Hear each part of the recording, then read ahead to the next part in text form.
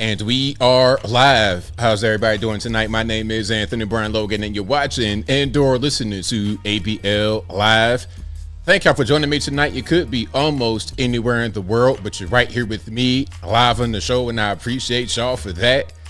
We got a whole lot going on all over the internet. It's all over mainstream media, social media, everywhere, and I'm not sure where to start. First of all, we have this whole issue with Candace Owens, Erica Kirk, the whole squad. It's kind of dramatic, but I'll touch on that a little bit. I'll talk about it a little bit, but I feel like there's a little bit of drama that's going on just between some of them and nobody else. It's weird, but we'll talk about that a little bit later. Also, Tim Pool, is he going to actually quit the show? Is he going to come back after his break? Why would he quit? What's going on with that? We'll talk about that a little bit later. Also, do you like Waymo driverless cars? Have you been in one? Do you enjoy them? It might not be that bad, except for when there is an unforeseen circumstance that happens and you're in the vehicle. Okay, we got a school bus stopped. I'm gonna just go ahead and drive past that. If I hit a kid, oh well, it ain't no big deal. And if I do that, who's going to be accountable? When I say I'm talking about the Waymo vehicle. Who's accountable? Who you gonna give a ticket to? Okay, you're gonna pull over a Waymo. Who are you ticketing? We'll talk about that a little bit later. Also, Venezuela, will there be a war? We just seized an oil tanker. What does that mean? Are we gonna send troops? Are we gonna send drones, guns? We'll talk about all those things and a whole lot more on tonight's episode of ABL Live. And thank y'all again for joining me. You guys are the best audience anywhere on these interwebs. If you like what you're hearing thus far, if you enjoy the content in general, please give the video a thumbs up, like the video, share the video, do all that good stuff. That'll help me out tremendously. Hey, this automation, big tech, AI is coming into full focus. There's so many things that are automated nowadays. Somebody said it right there. Let's get a pilotless airplane. Oh, those exist. They're called drones, but then also like regular planes, they got those too, or at least they're coming. I told y'all before, back in 2017, I'm in El Paso, Texas. I'm at a bar. 2017, El Paso, Texas, at a bar. And the guy that I was talking to at the bar was saying, I'm a pilot, and they're trying to replace me. Like, how they gonna replace pilots? Like, in the air. So much technology is crazy. And then because AI is the way it is, there are very quick advancements. There's quantum leaps in knowledge and information. They say right now AI is like PhD level, or like Elon Musk, 155 IQ, big brain. It's like that. But the next iteration will be many times beyond that. And we know what genius Elon Musk is and what he's been able to do in this world. We know about that. We know some of the things that only he can do. There's nobody else in the world that can do some of the things that he does. This man done rescued astronauts up in orbit. Rescued them when nobody else, no other government entity, nobody else could. Meaning his company. I'm not saying Elon got a space pack and went up in the sky and saved people, but you understand what I'm saying. My point is, if Elon Musk is 155 IQ and AI is at that IQ right now, what happens when we go to the next iteration of it, which is many times beyond 155? You understand what I'm saying? So pilotless airplanes, it could be a thing. It could be a thing because they were trying to do that back in 2017. A lot of things have already been automated. Back in 2020, I'm in the Wally world. Matter of fact, it might have been before 2020. It might have been 2019. This was before they ended the 24/7 Walmarts. RIP, hey, listen. Rest in peace to the 24-hour Walmart. Oh, man, I done been in the Wally world many times at 2:30 a.m. getting a pack of Tide Pods. I mean, random stuff, right? Random stuff. Okay, I'm in Wally world with a pair of sweatpants, one Timberland boot, and one flip-flop, trying to find a pack of, I don't even know, a toilet paper, random nonsense in the Wally world. So shout out to the old school Wally worlds. You are missed But anyway, I'm in there and it's late at night and there's a machine running on its own. It's one of those cleaners. I guess back in the day, and I guess they got them now. I've not seen one now, but I guess at a certain point you had a guy that'd have that buffer machine for the floors at night. I was in there. The buffer was operating on its own. Beep, beep, and just going through the aisles like it's nothing. This is years ago. So we have been automating things for a very long time. Now, some are going to say, well, when we have automation fully, there will be no employment.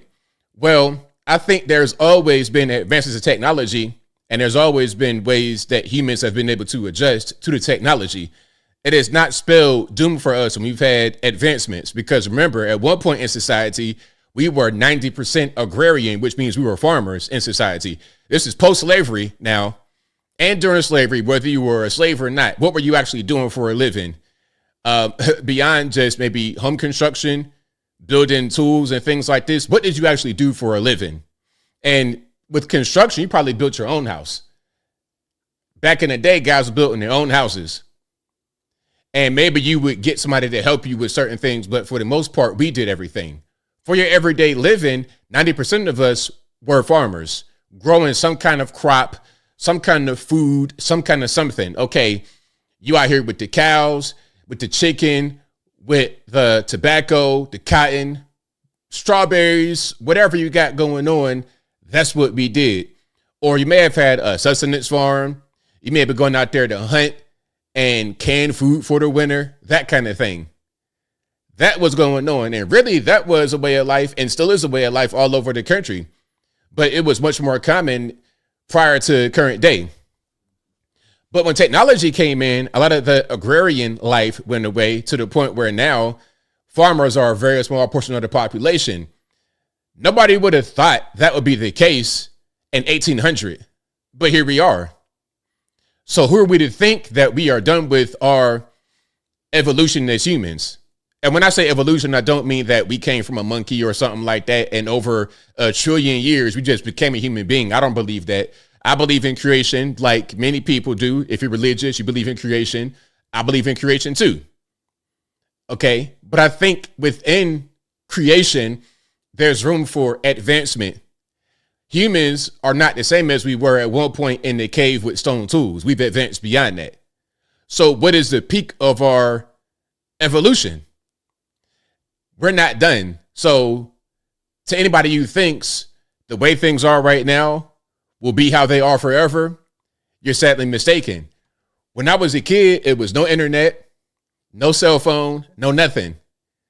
I didn't have my first cell phone until I was 18. You got kids now that's babies with cell phones, iPads and stuff like that. I never had anything like that until I got to be an adult. That's just how we've progressed. So what's the next step? I think we'll be able to adjust and we'll be just fine. I'm not really one of these guys that's, saying the sky is falling and it's all over with because of AI. I don't really believe that.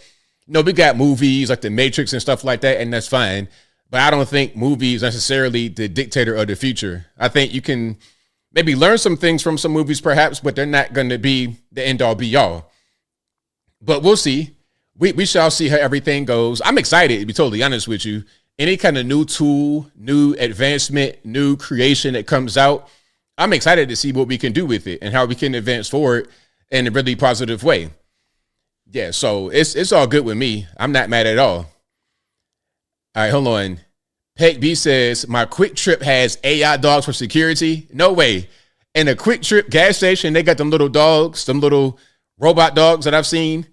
No way they have those for security at a Quick Trip. That's crazy. Where do you live? Like the richest neighborhood in the United States? Do you live up in the Hollywood Hills somewhere? Because, the Hollywood Hills people, not you, but the liberals, the Hollywood Hills liberals.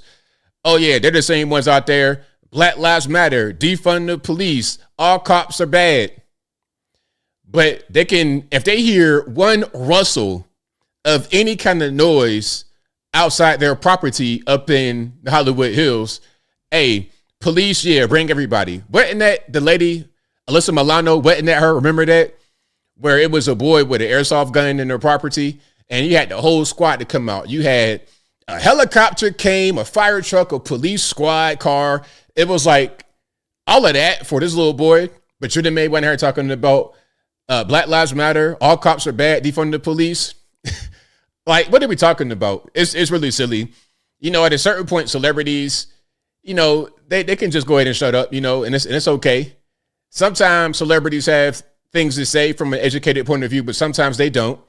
And I think if someone has a platform and they have some kind of education and they understand what they're talking about, and when I say education, I don't just mean they went to a school and got a degree and they got some kind of title. I'm talking about true education. Like when you speak to them, they know what they're talking about because they're researched on it, either inside of a school environment or outside of a school environment. They got to understand what's going on in this world. And when you talk to them, you're able to understand. You know, you put the short video out of a young lady talking about, I'm protesting fascism. The guy interviewing her asks her, what's that? Exactly. Like an education, don't know what you're talking about. And a lot of celebrities fit into that particular category. But yeah, if you're up in the Hollywood Hills, you'll call all the police in the world and they'll probably come up there and they might have them robot dogs at the Quick Trip for sure. Because security is a really serious thing, especially when you got something to lose. It don't matter what you say in front of people. What matters is what you actually do in your regular everyday life. Texan Amiga says, at my mechanic shop, he has AI canaries in the cage. Come on now. So now y'all just playing. They got birds, AI birds.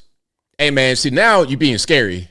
Now I'm a little afraid. If I hear some birds chirping, I'm gonna think that it's an AI bot coming to spy on me. I'm gonna be like, yo, my friend Texas Amiga said in the chat that they got AI birds flying around. So now I'm paranoid. So I appreciate that. Thank you for the nightmare fuel. I appreciate that. And I'm just playing. But yeah, I mean, it's probably all kinds of, they probably got all kinds of tools that we don't know about. So I don't really worry about too much. If they got some kind of crazy tool, what am I going to do about it? I don't know nothing about it. I can't stop it. So it is what it is. Okay. It scares you. Like it was a real thing. AI canaries. That's crazy. Yeah. I'd be right there with you. If I was in the store with you, I'd be shaking. You be shaking. We both be shaking, scared, petrified for sure. All right. But shout out to you guys. I appreciate y'all. Mr. Rich says they got robot servers in a few sushi ramen shops. Oh, I've seen those. Yeah. I've seen those little robot servers. People are asking, hey, what are we going to do for a living? We got to adjust. Humans have always adjusted. Like I said many times before, the example I always give is about the Iceman. At one point in time, there was a man that would go door to door with a block of ice and break you off a piece to use so you could freeze your meats or whatever you had to freeze or keep it at least chilled. Okay, you put it in your cooler or your little box or whatever. That's what the Iceman's job was, because at one point, there was no running water that went to your fridge. It was just a box. You had to get ice from the Iceman. You had to get milk from the milkman. But now you get all of that in your fridge, milk at the grocery store. You don't need those two jobs anymore, you see? But ever since those two jobs went away, many more jobs have been created. And matter of fact, in 2010, maybe being a podcaster wasn't really your thing. I was hearing about podcasting when I was young, late 20s, like the late 2000s, like 2007. I was hearing about podcasting. My friend Mustafa, shout out to Mustafa if you're watching, he was telling me about podcasting. I'm like, podcasting, what's that? At that time, I didn't know what it was, but it was a thing that was starting to come on at that time. And now everybody and their grandmama got a podcast. The podcasts are ridiculous. Hey, Erica Kirk, I understand what you're going through. But for real, can I say this right now without being misogynistic? At a certain point, some women, maybe all, shouldn't really be in the public eye talking like this. Okay, I'm not going to say get in the kitchen and stay there and just bake and cook and do all that. I'm not going to say be barefoot and pregnant. I'm not going to say just don't vote. I'm not going to say that. But I'm saying some of us are not suited for it. The men and the women. Okay, if you're a man and you think you are a woman, I don't think you should vote. Okay, if you're a woman and your emotional level is not up to a certain test, I will do a standardized test everybody get to take to see what your emotional IQ is or your regular IQ. Let's do an IQ test for all new voters. If I could be the king, rule by fiat, what would I do? I would say, let's mandate an IQ test for all new voters. You want to vote? Okay, that's fine. But first of all, you got to be here legally. You got to be a citizen. Okay, you got to show ID. Not like California where you say showing ID is illegal. Asking for ID is illegal in California. We're not going to do that in the USA. If I had my way, you're going to show your ID. You're going to be a citizen. And if you want to vote, we're not going to do poll tax, none of this so-called racist stuff. We're not going to do that. IQ test, though. That'd be the great equalizer. Whether you black, white, Puerto Rican, Candy Stripe, male, female, you don't know what you are. You're confused about your gender. Okay, Mr. Confused Gender, that's fine. But check it out. First of all, on this document, you're going to be male or female. You don't got to identify with it, but that's all that really matters, number one. And number two, take that IQ test to understand how to do certain things and also how to handle certain things emotionally. If you can pass that, then we good money. If you can't, then no well. Then no well. Okay. Now I know a lot of ladies out there are going to pass this with flying colors. But ladies, some of your female counterparts are not going to pass that test, and you know it. You know it. I said before that I did not want to have a female president, and a lot of women said, "Yep, I agree." A lot of women said, "Yep, I agree. You're right." Just like I don't really want that many male kindergarten teachers. You understand what I'm saying? I don't really want a bunch of men around little kids like that. I don't think that's really their best place. I'm not saying that if you are a male teacher with little kids that you're doing something. I'm not saying that, but I think I'd be more comfortable with a Miss Frazzle Magic School Bus type situation going on with little kids. You understand? And they got to pass the test too, because some of them be doing some weird stuff as well, but I won't go down that road, so I digress.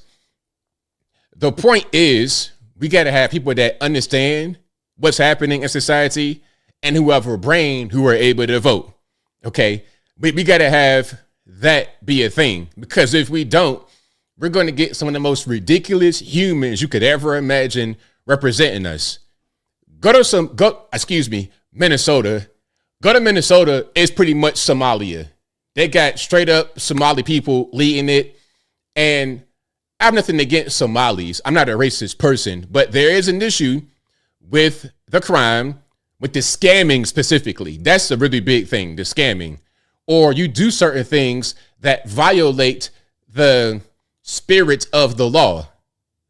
Ilhan Omar, prime example. Do you guys know? And I've said it many times before, but I feel like I repeat myself a lot. And then some things that I say, people discover years later like it's brand new. It's like, maybe you didn't hear me the first time I said it, or the first 10,000 times I said it. But did you know that Ilhan Omar, first of all, she got married to her brother for the purposes of immigration to get him over here from UK. And she was married to her real husband in a traditional marriage, not legally, because she saved the legal marriage for her brother. She is divorced from her brother and her actual husband, gets married to Tim Minette, the big scary white man, and gives him 70% of her campaign funds. Now, normally, if you have campaign funds, you cannot just withdraw from that and put that in your pocket. That is illegal. You will go to jail. But if you give 70% of your campaign money to your husband, who is also a campaign consultant, it's okay for him to give that money back to you, because at that point, the money becomes a marital asset. Let's review. You got a campaign. The campaign operates independently. The campaign opts to give Tim Minette 70% of all monies that come through the campaign's coffers. Tim Minette is married to Ilhan Omar, so it's not illegal for him to straight up give her that money or to share it with her, because the money is a marital asset. What they're doing is, I suppose, legal. I suppose, maybe. But even if it was legal, it violates the spirit of the law. They do things like they try to skirt the law, and then they say we're contributing. Contributing how? Contributing by scamming. You're contributing by being the workforce, the low-paid workforce of these states. You're contributing by doing a lot of these little small odds and ends type jobs. And for real, as long as that is the policy of a Minnesota, a Maine, a California, those places are always going to suffer because at a certain point, you're going to basically bring back slavery. And there were so many issues with slavery. There was a plethora of problems with slavery. One of the main things is you keeping this underclass, not educating them, and they're going to be wholly dependent upon the class above them. But the class above them are steadily dwindling away because they are not actually doing much work. Their children don't want to work. They don't want to do anything. You know, I put the video out, the guy talking about, yeah, I'm transgender, and so was my partner. Therefore, I can't work. That guy probably got a grandpa who owns a tire shop, and the tire shop owning grandpa has this son who might have started smoking crack or whatever in the 90s, like Hunter Biden. And then his kids, the crackheads' kids, are going to be transgender, not knowing what to do. So all that bloodline is gone. The tire shop is gone. So now what's next? The uneducated, lower class people, they're going to be the ones in charge. And now your state is over with. As simple as that. So yeah, RIP to California, Minnesota, Maine, all these places in advance. It'll be a matter of time. We've already seen the effects of it. Did you guys see Andy Dick out there slumped over? Okay. Slobbing, nodding because of them drugs infesting everywhere, all over the place, especially in the place where they think that it makes sense to bring in a bunch of illegal aliens to do jobs that Americans should do. What else are Americans going to do? They're not working. They're incentivized not to work. Okay, let me go get high. And now I'm a fiend. Then they are kind of, incentivized by Big Pharma. Okay, I done hurt my big toe. I got a bad back. Let me go to the doctor. Here go your doctor. Okay, take these pills right here. Yeah, take these opiate derivatives. That'll help you get over the pain. Side effects, withdrawals, don't worry about that. You'll be all right. They give you fentanyl in the actual hospital when they perform an operation or procedure. And then they're like, why is everybody on fentanyl? Why is that such a big thing? Because it's cheap and you give them a free dose, like a taste. It's like you kind of like a dope dealer, giving you something for free or reduced price at first. And when you get hooked on it, you keep coming back. That's going to be income stream, big income stream. Big Pharma, the drug industry is humongous. It's huge. It's crazy. So yeah, shout out to all you guys who understand what's happening in this country. Shout out to everybody who's going to places in this country where they're still American, where they still bank on American citizens being a society and contributing. We can't have a bunch of guys hiding in the basement, not contributing, not doing anything, kind of just, letting life pass them by. That can't be how society actually continues. Some say, you know what? It's already over with, ABL. It's already done. Let Gavin Newsom come in and burn it all down to the ground. I still got hope. I think some states might be toast. How the kids say? Cooked. The states are cooked. I think California might be cooked, as the cool kids say. But not Georgia, not Tennessee, not Florida, not Texas, not the South in general, not a lot of states in this union. The left coast, hey man, good luck and good night. That's going to be Mad Max. That's going to be Cyberpunk. That's going to be Blade Runner in like 5 years. But down here, where it's still warm and people still got a little bit of sense, it's not going to be quite that way. So, hey, I am ready for the future. I can't wait. I'm with it. And Mauricio says, hiding, I'm trying to not get a fake RAPE charge. How you going to do that? If you're going to, Mauricio, I got something. Matter of fact, you don't got to delete it, Mauricio. I saw the comment. It's okay. I'm going to do the video just for you on Uncle ABL. And shout out to you guys who have subscribed to Uncle ABL. I got a lot more coming. I just put out something about the Shannon Sharp interview with that fake doctor lady, the fast talker, anyway.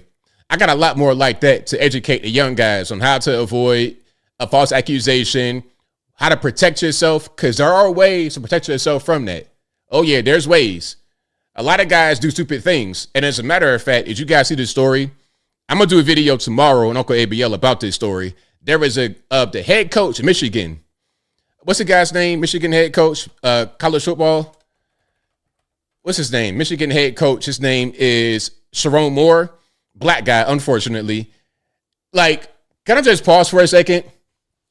Sharon Moore, you became the head coach in Michigan, a black head coach in college football, which is a thing that has really been a sensitive issue, a sensitive subject. Oh, They didn't want to hire us to be head coaches. We could be the running back and get CTE and be dead at 25. Well, we can't be the head coach. Okay, now you're the head coach. What you going to do with it? What are you going to do with it? Messing with the intern, bro, like Bill Clinton? Really? Is that what you want to do? Yeah, a staff member?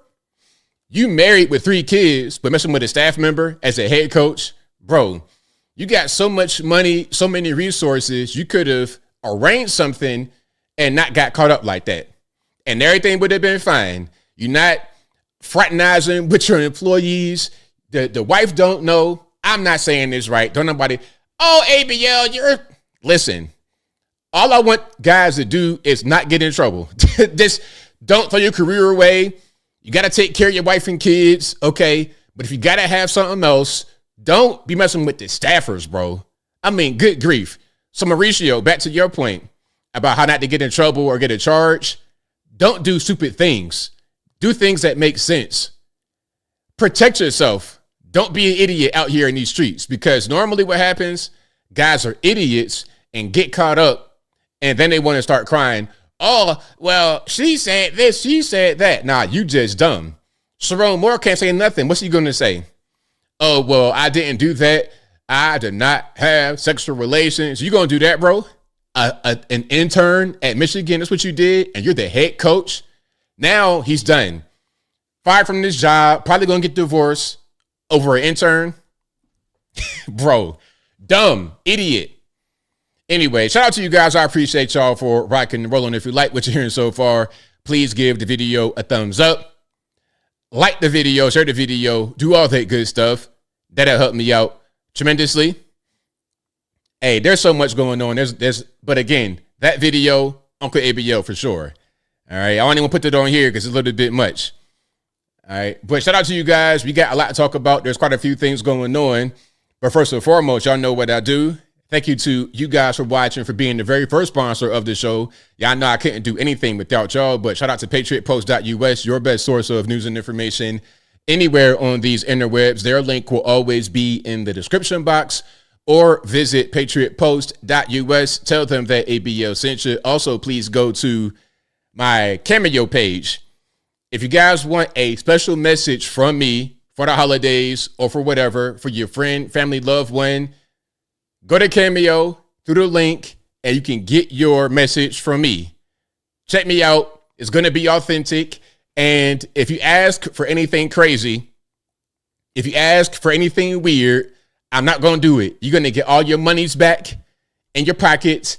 I ain't going to do it. Hey, ABL, say this crazy thing. Say the N-word. Listen, I don't do no cussing, no fussing, none of that.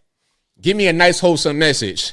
Hey, Grandma Lucy, happy 89th birthday. I got you on that. No problem. Anything else weird like that, we good. But shout out to Cameo. Link's going to be in the box. Also, please go to my merch website, ablmerch.com. That is ablmerch.com. We got the hats, t-shirts, stickers, hoodies, mugs, and more right there on the website, ablmerch.com. Also, please go to my regular website, anthonyblogan.com.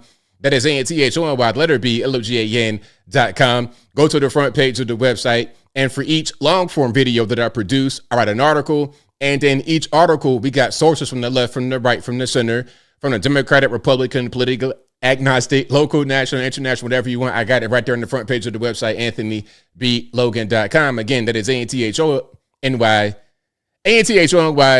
the letter B, LOGAN.com. Also, please go to the contact page of the website, anthonyblogan.com/contact-us. There you'll be able to find my email address, my snail address, my UPS box, of course, my social media accounts, my Facebook, Twitter, Instagram, Facebook, Instagram, Twitter, never going to call it X, TikTok. All those links are right there in the contact page of the website, anthonyblogan.com/contact-us. And as I always say, if you're ever wondering if you're conversing with me on these interwebs or not, you're probably not, especially if you didn't send me an email at contact@anthonyblogan.com. Again, the email is contact@anthonyblogan.com. It'll always be on the contact page of the website. If you did not email me there first and I didn't respond that way, you're not talking to me. It's going to be somebody, Lagos, Nigeria, Lahore, Pakistan, somewhere in India, somewhere Ukraine, Moldova, somewhere in Eastern Europe.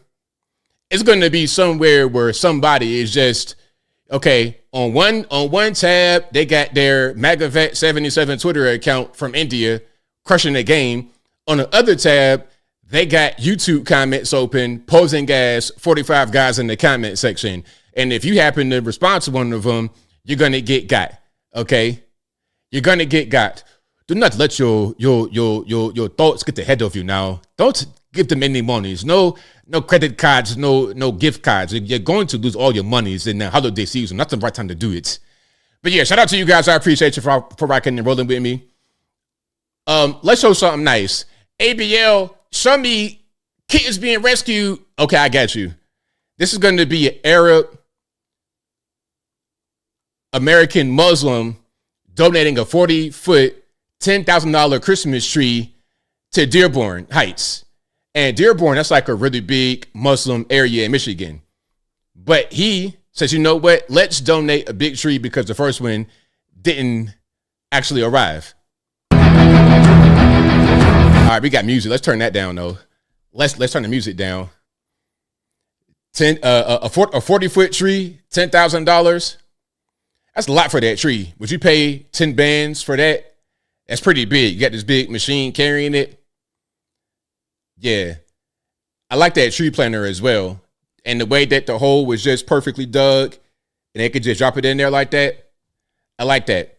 So yeah, shout out to my man for donating that big tree. Hey, hopefully my HOA will let me do something like that. Yeah, matter of fact, I'm gonna call the dude. I'm gonna call the Muslim dude, be like, yo, can y'all deliver down to Tennessee? Just come straight down 75 is fine. And I don't want to pay 10. I want to pay like $500. Can you do it? What's up?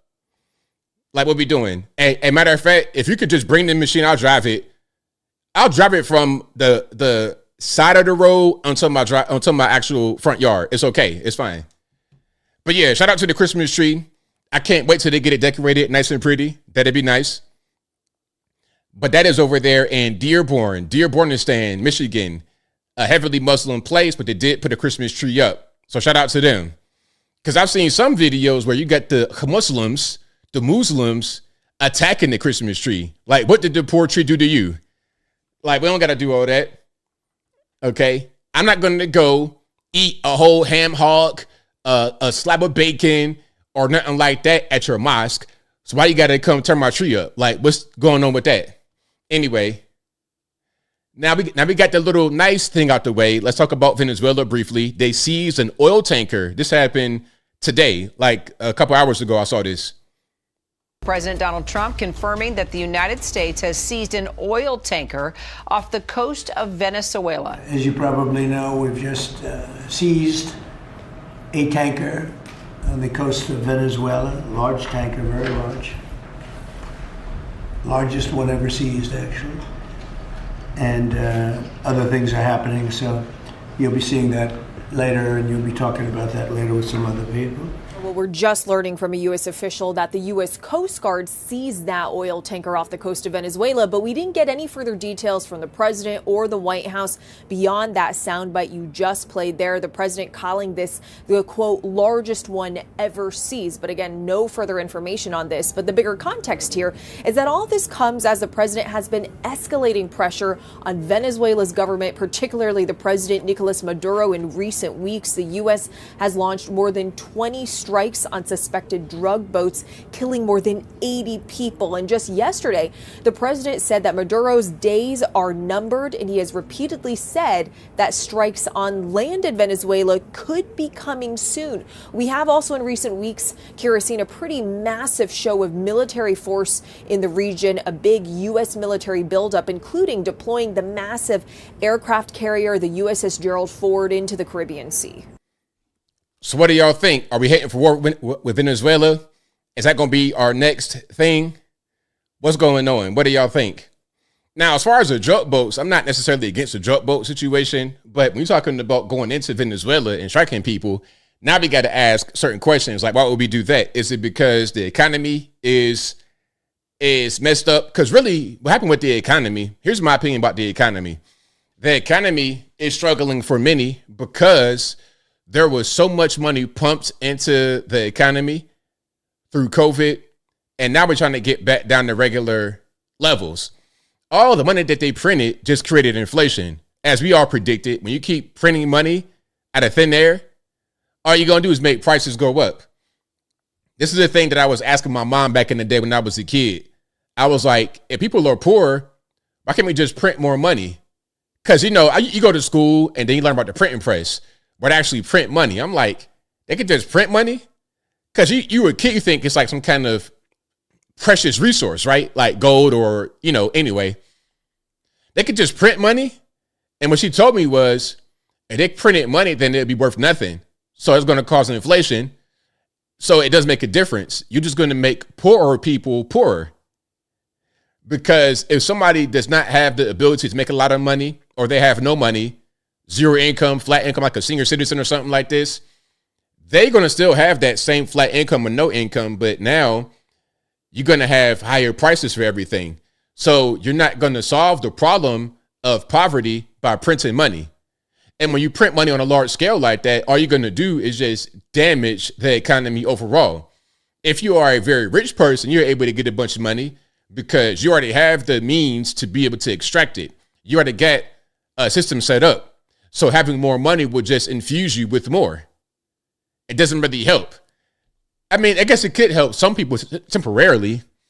But as I've said before, as you guys know, if you just took all the money in the world from everyone, rich, poor, everybody, took all the money in the world from everyone and put it into a pot and then distributed all the money evenly among everyone within a very short period of time, 4 years, 5 years, 10 years, however, all the money would go right back to the same hands that it was in from the very beginning, meaning the rich would still be rich and the poor would still be poor.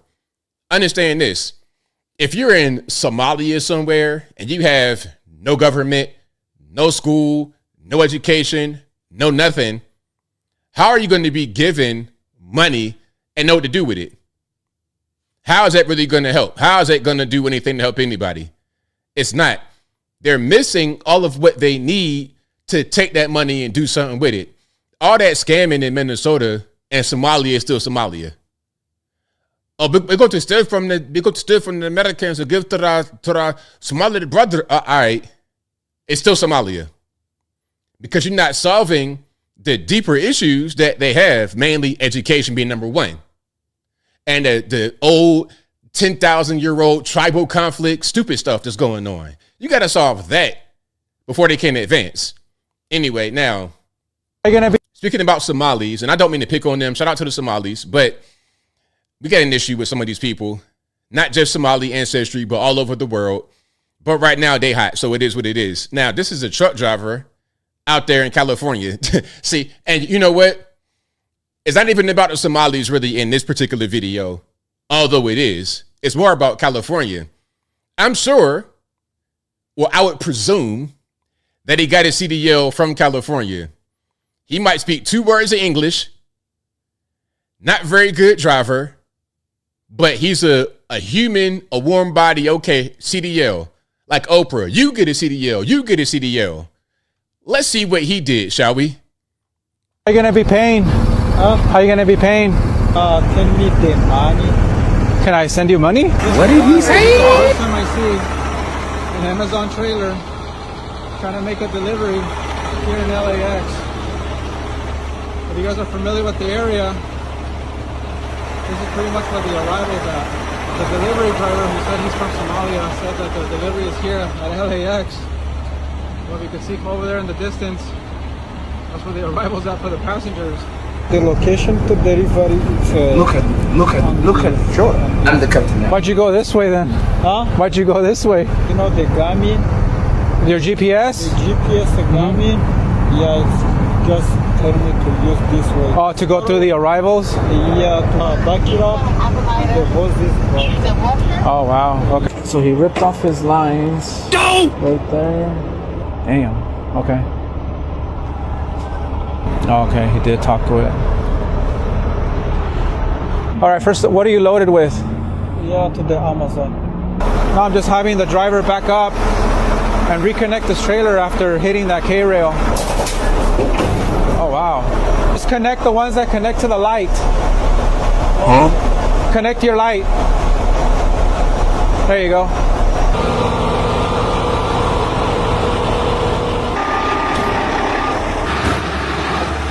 Sensational.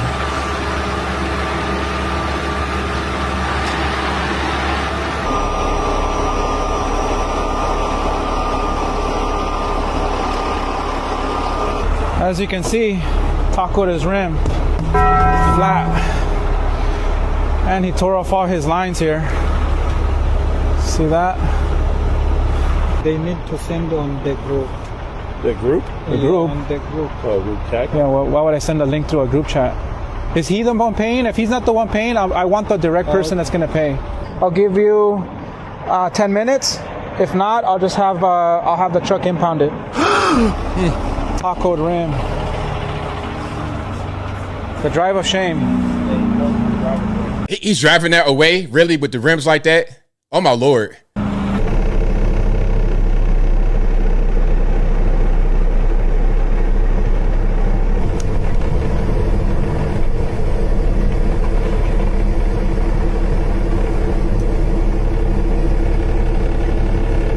All right, so there we go.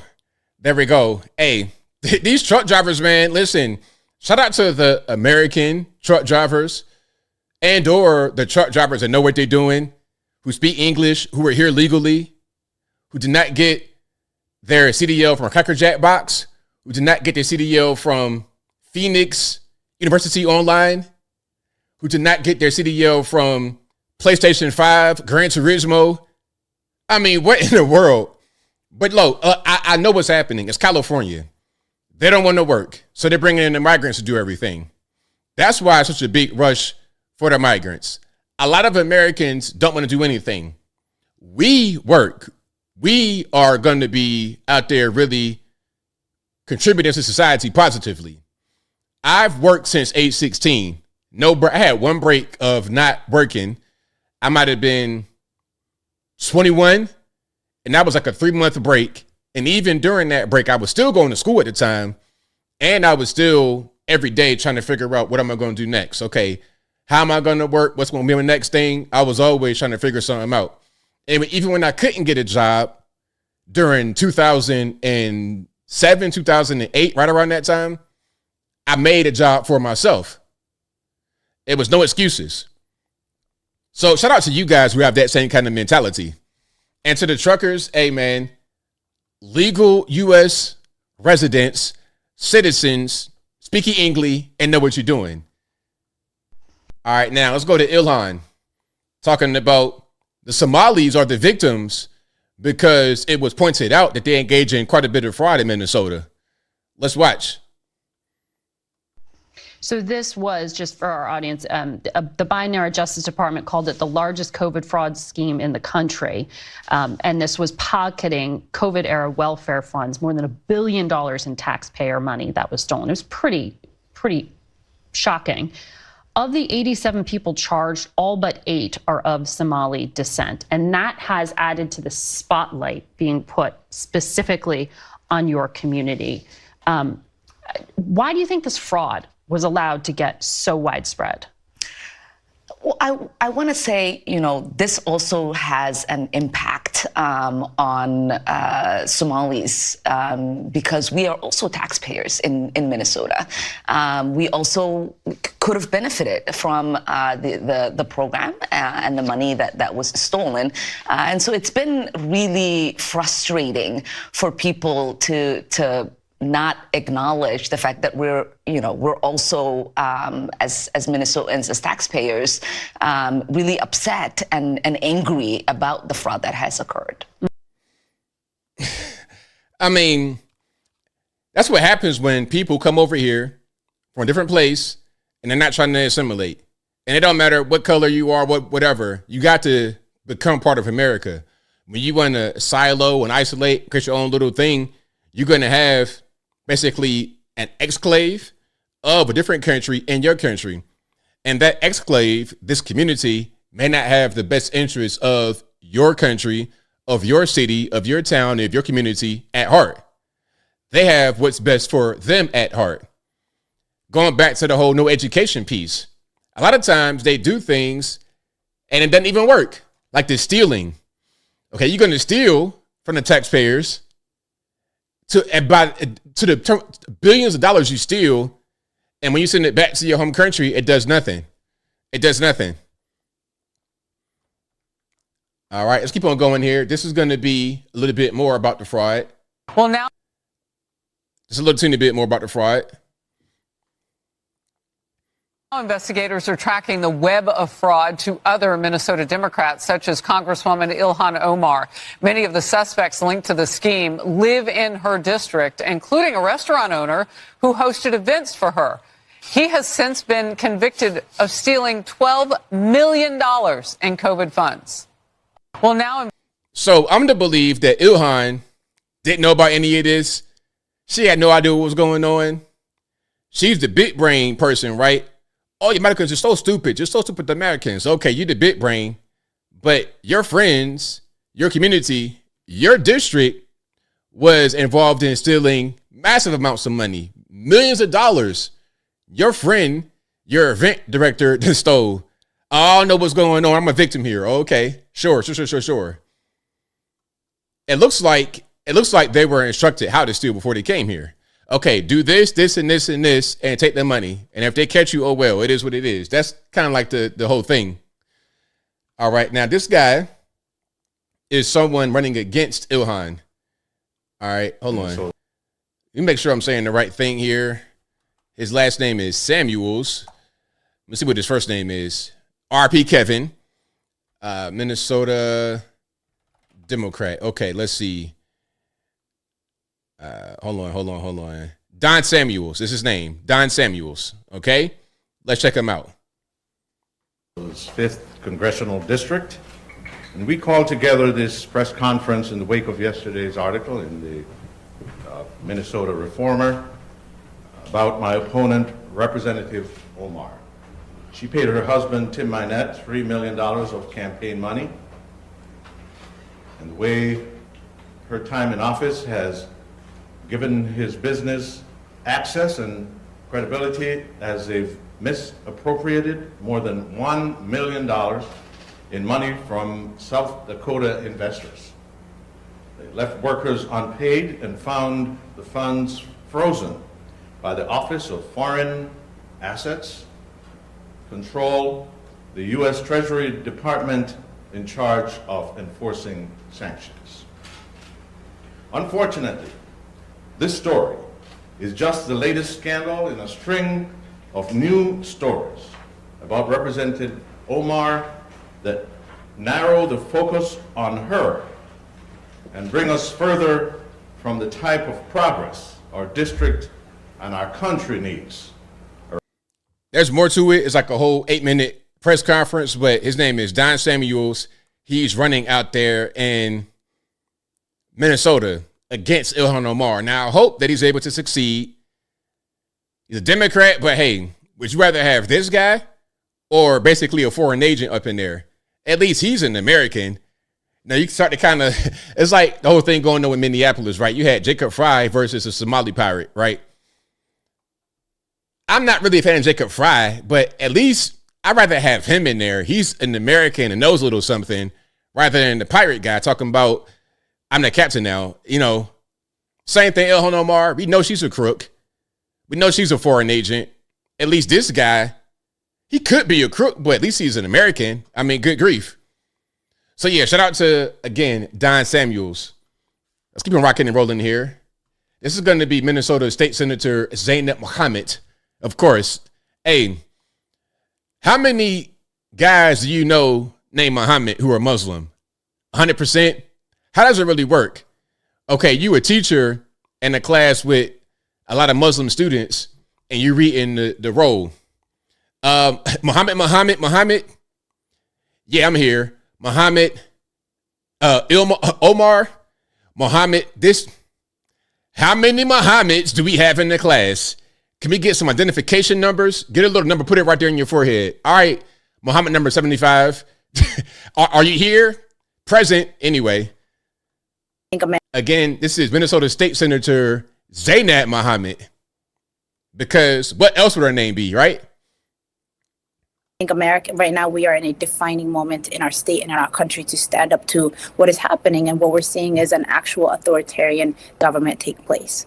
I think America, right now, we are in a defining moment in our state and in our country to stand up to what is happening. And what we're seeing is an actual authoritarian government take place.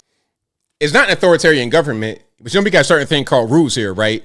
We got rules, we got regulations. You can't just do whatever you want to do in this country. Now, in Somalia, it might be different. You could just do whatever and it's fine.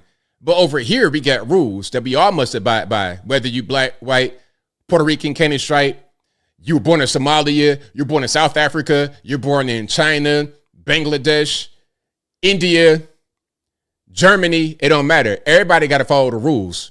You think it's authoritarian because the rules are strict and you can't steal over here as easily as you can over there. That's kind of what's going on. So yeah, shout out to the rule of law.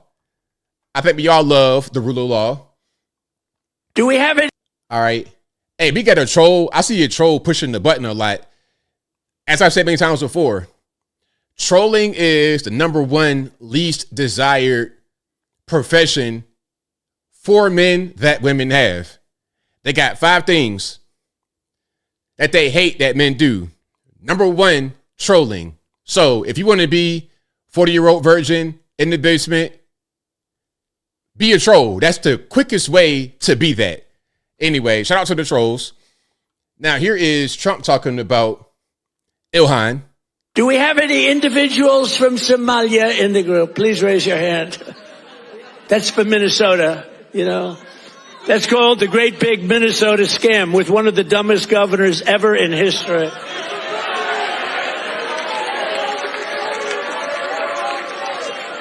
I love this Ilhan Omar, whatever the hell her name is, with the little sheen, the little turban. The little wet, the little sheen. Trump is a funny guy, naturally. I love her. She comes in, does nothing but bitch. She's always complaining. She comes from a country where, I mean, it's considered about the worst country in the world, right? They have no military. They have no nothing. They have no parliament.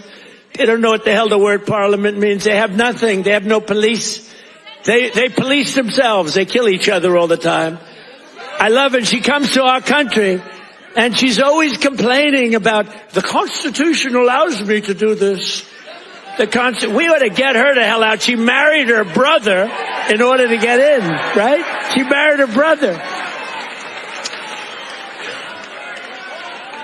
Can you imagine if Donald Trump married his sister? Beautiful. She's a beautiful person. If I married my sister to get my citizenship, do you think I'd last for about 2 hours, or would it be something less than that? She married her brother to get in. Therefore, she's here illegally. She should get the hell out. Throw her the hell out. She does nothing but complain.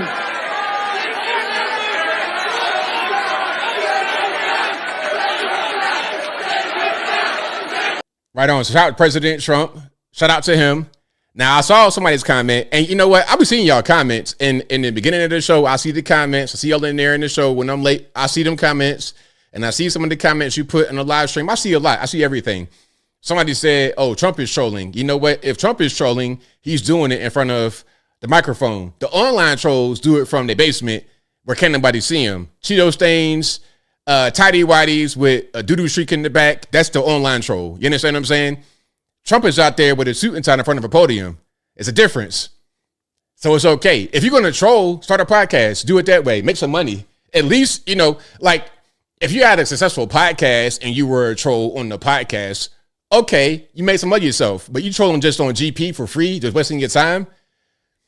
It's like you're just kind of a retard a little bit. But anyway, speaking about Jacob Fry, he says local police are not going to cooperate with ICE.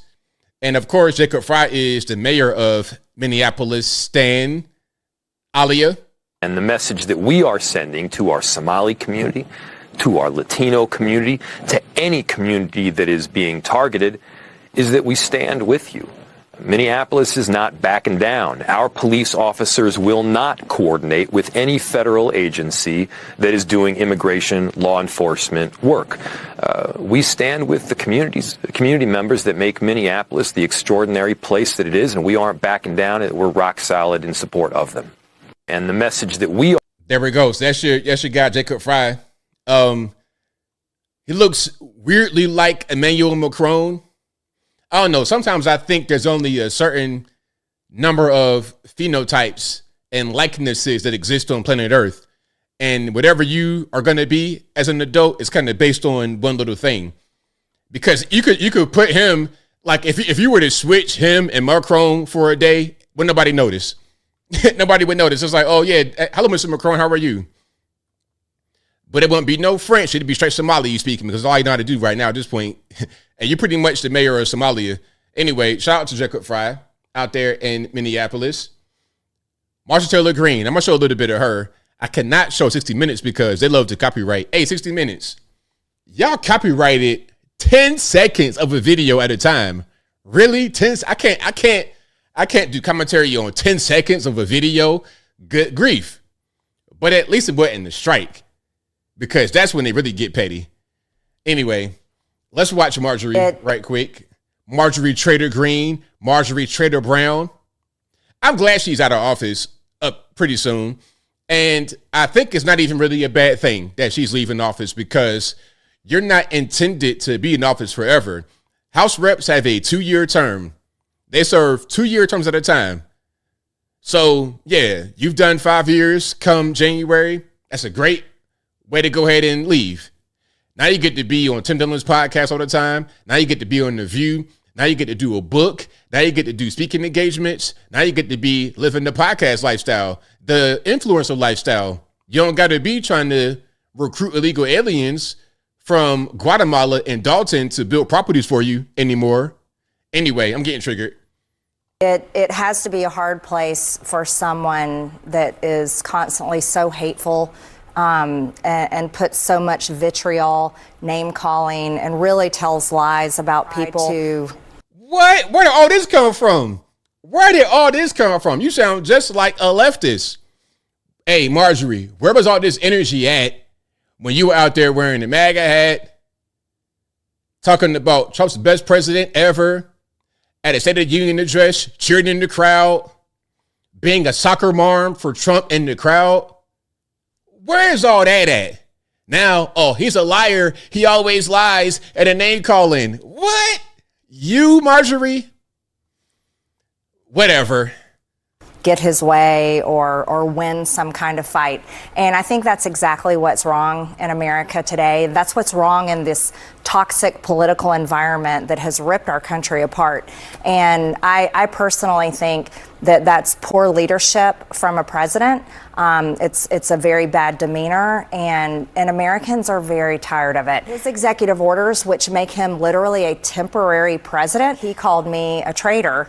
And because of his words, that brought serious threats against myself and my family. We had a pipe bomb threat on my home, a pipe bomb threat on my family construction company. Or disagreements or politics. I'm gonna pause right here. Somebody said they love MTG. Why? Do you hear what she's saying? All I hear is Orange Man bad. That's all I hear. What about that is something to love? What is she actually doing to help anything? What is she doing? Who is she helping aside from herself? I want to know that. If anybody can fill me in, I'd love to hear the reasoning. Somebody going to say, oh, she letting us know about the Jews and the Jews and the... As I said before, whenever anybody begins to complain about the Jews, especially a white person, because Jews are white, whenever I hear that complaint, I roll my eyes. I'm like... To me, it's like blaming the white man. That's why I always joke about blaming the white man, because it's a joke when anybody does it. If I say blame the white man, seriously, I'm ridiculous. I would never do that, because that's just not where we're at right now. Especially 2025 is about good versus evil.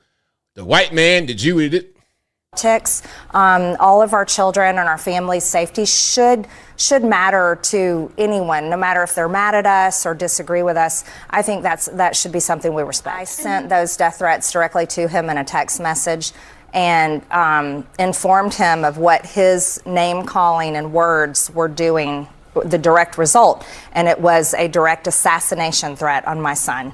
And he was extremely, I won't repeat what he said, but it was extremely unkind.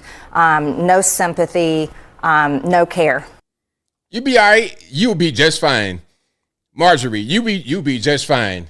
Okay, ain't nothing gonna happen to you in Rome or Dalton or wherever you live at. You're gonna be just fine. Don't worry about it.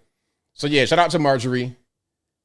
And 60 Minutes, y'all are so petty. How you gonna copyright or claim 10 seconds of a video? You're violating the fair use law. Anyway, let's keep on rocking and rolling here. All right.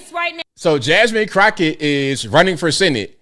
Speaking about, because really, like I said before, Marjorie and Jasmine are the same. They're the exact same. Trump did Marjorie a favor and sent her that poll when she was thinking about a Senate run, just like Jasmine is doing. He sent her a poll saying, hey, you're 20 points behind John Ossoff. You're not going to succeed, so you shouldn't go forward with it. And as a result of Trump doing that, she's on a hate tour against him. All he did was tell her the truth. Now, what's going to happen is Jasmine will run, and it's going to be totally embarrassing. You think you're going to win for a Senate in Texas? If that happens, y'all are, how they say, if that happens, you guys in Texas are cooked. So here she is talking about her run for Senate. All right, let's check it out. Right now, many people wonder why I jumped in this race so late, and I want to be clear that this was never my intention. This was never about me. I never put myself into any of the polls.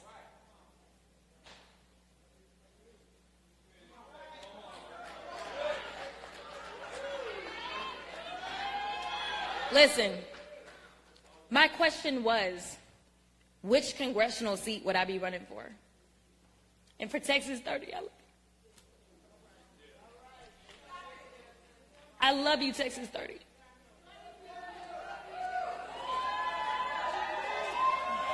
Okay, I'm gonna finish. But the more I saw the poll results, I couldn't ignore the trends, which were clear, both as it relates to the primary as well as the general election. I could have played it safe and continued serving in the United States House of Representatives for as long as my constituents would have me. But I don't choose to do that. Because Texas, this moment we're in now, is life or death. All right, there we go. So that is Jasmine Crockett's Senate announcement. What do y'all think? How do you think she'll do in her run? Will she succeed? Will she become the next senator from Texas? Now, whose seat will she be taking if she was to succeed? Hold on. Let's make sure I'm saying the right thing here. Okay. She's going to face James Tallarico. And Colin Allred, I believe. Nah, Colin Allred is not going to do it. So it'd be James Tallarico. All right, is he the incumbent? He's also a state rep. I think that seat is being vacated. Y'all let me know if that seat is being vacated or what's going on. And let me just put Tallarico up on the screen right quick. So that's of course Jasmine with her I mean, and then that's James Tallarico right there. All right. So we'll see how this whole thing plays out. If you're in Texas, do not vote for Jasmine Crockett. Please don't do that. Vote James, get him in there, and then let it rock. Let it rock. All right. But if you like what you're hearing so far, please give the video a thumbs up. Like the video, share the video, do all that good stuff. That'll help me out tremendously. All right. And this is Jasmine talking about her statement saying Hispanics voted for President Trump in 2024 have slave mentality. All right. This should be it. But she did say that. Let's hear this. So for me, I can't say that I really want to be a public servant. And then knowing that I have the credentials, knowing that I'm looking at the numbers, and the numbers say that in this state that is majority minority, 61% people of color, and knowing that the numbers say that I perform the best with Latinos, I perform the best with African Americans, and knowing that Beto came the closest, whether we're talking about a moderate or a progressive, Beto is definitely considered a progressive. So for me, I can't. Okay, so she didn't say it right there, but that was some context what she just said. Yeah, I do well with Hispanics, or this, that, and the third. Well, how you going to do well with them if you say that they are like slaves if they voted for Trump? Like, make that make sense. Let me see if I can find the original clip. But I got another one that might be it. Let's keep on going here. Now, I think Jake Tapper is going to press her on it. Yeah, here we go. This is going to be Coming News Network, a.k.a. CNN. Let me ask you about a quote that you've made that has some Democrats worried about your ability to win statewide. In a December 2024 Vanity Fair profile, you talked about, quote, and I'm going to read a lot of the quote just to put it in the context, quote, all the complexities within the Latino community. The immigration thing has always been something that has perplexed me about this community. It's basically like, I fought to get here, but I left y'all where I left y'all, and I want no more y'all to come here. If I wanted to be with y'all, I would stay with y'all, but I don't want y'all coming to my new home. You know, him saying y'all so much was hilarious. That was a little passive aggressive, but that was funny. But he wasn't really trying to, because he was reading it verbatim. But what she said is not wrong as far as, look, I came to the new country. This is where I'm at. I'm not trying to go back there. And I'm not trying to have everybody follow me, because America is not for everybody. So that's not wrong. That's not a bad thing to say. But she is saying it like it's a bad thing to say. Let's keep on going. It almost reminds me of what people would talk about when they would talk about kind of like slave mentality and the hate that some slaves would have for themselves. It's almost like a slave mentality that they have. Now, about the time that was published last year, around 1 million Latino voters in Texas were voting for Trump. Do they all have slave mentality? No. So you said they do, but now you're going to say they don't. Okay, how you going to spin this, Jasmine?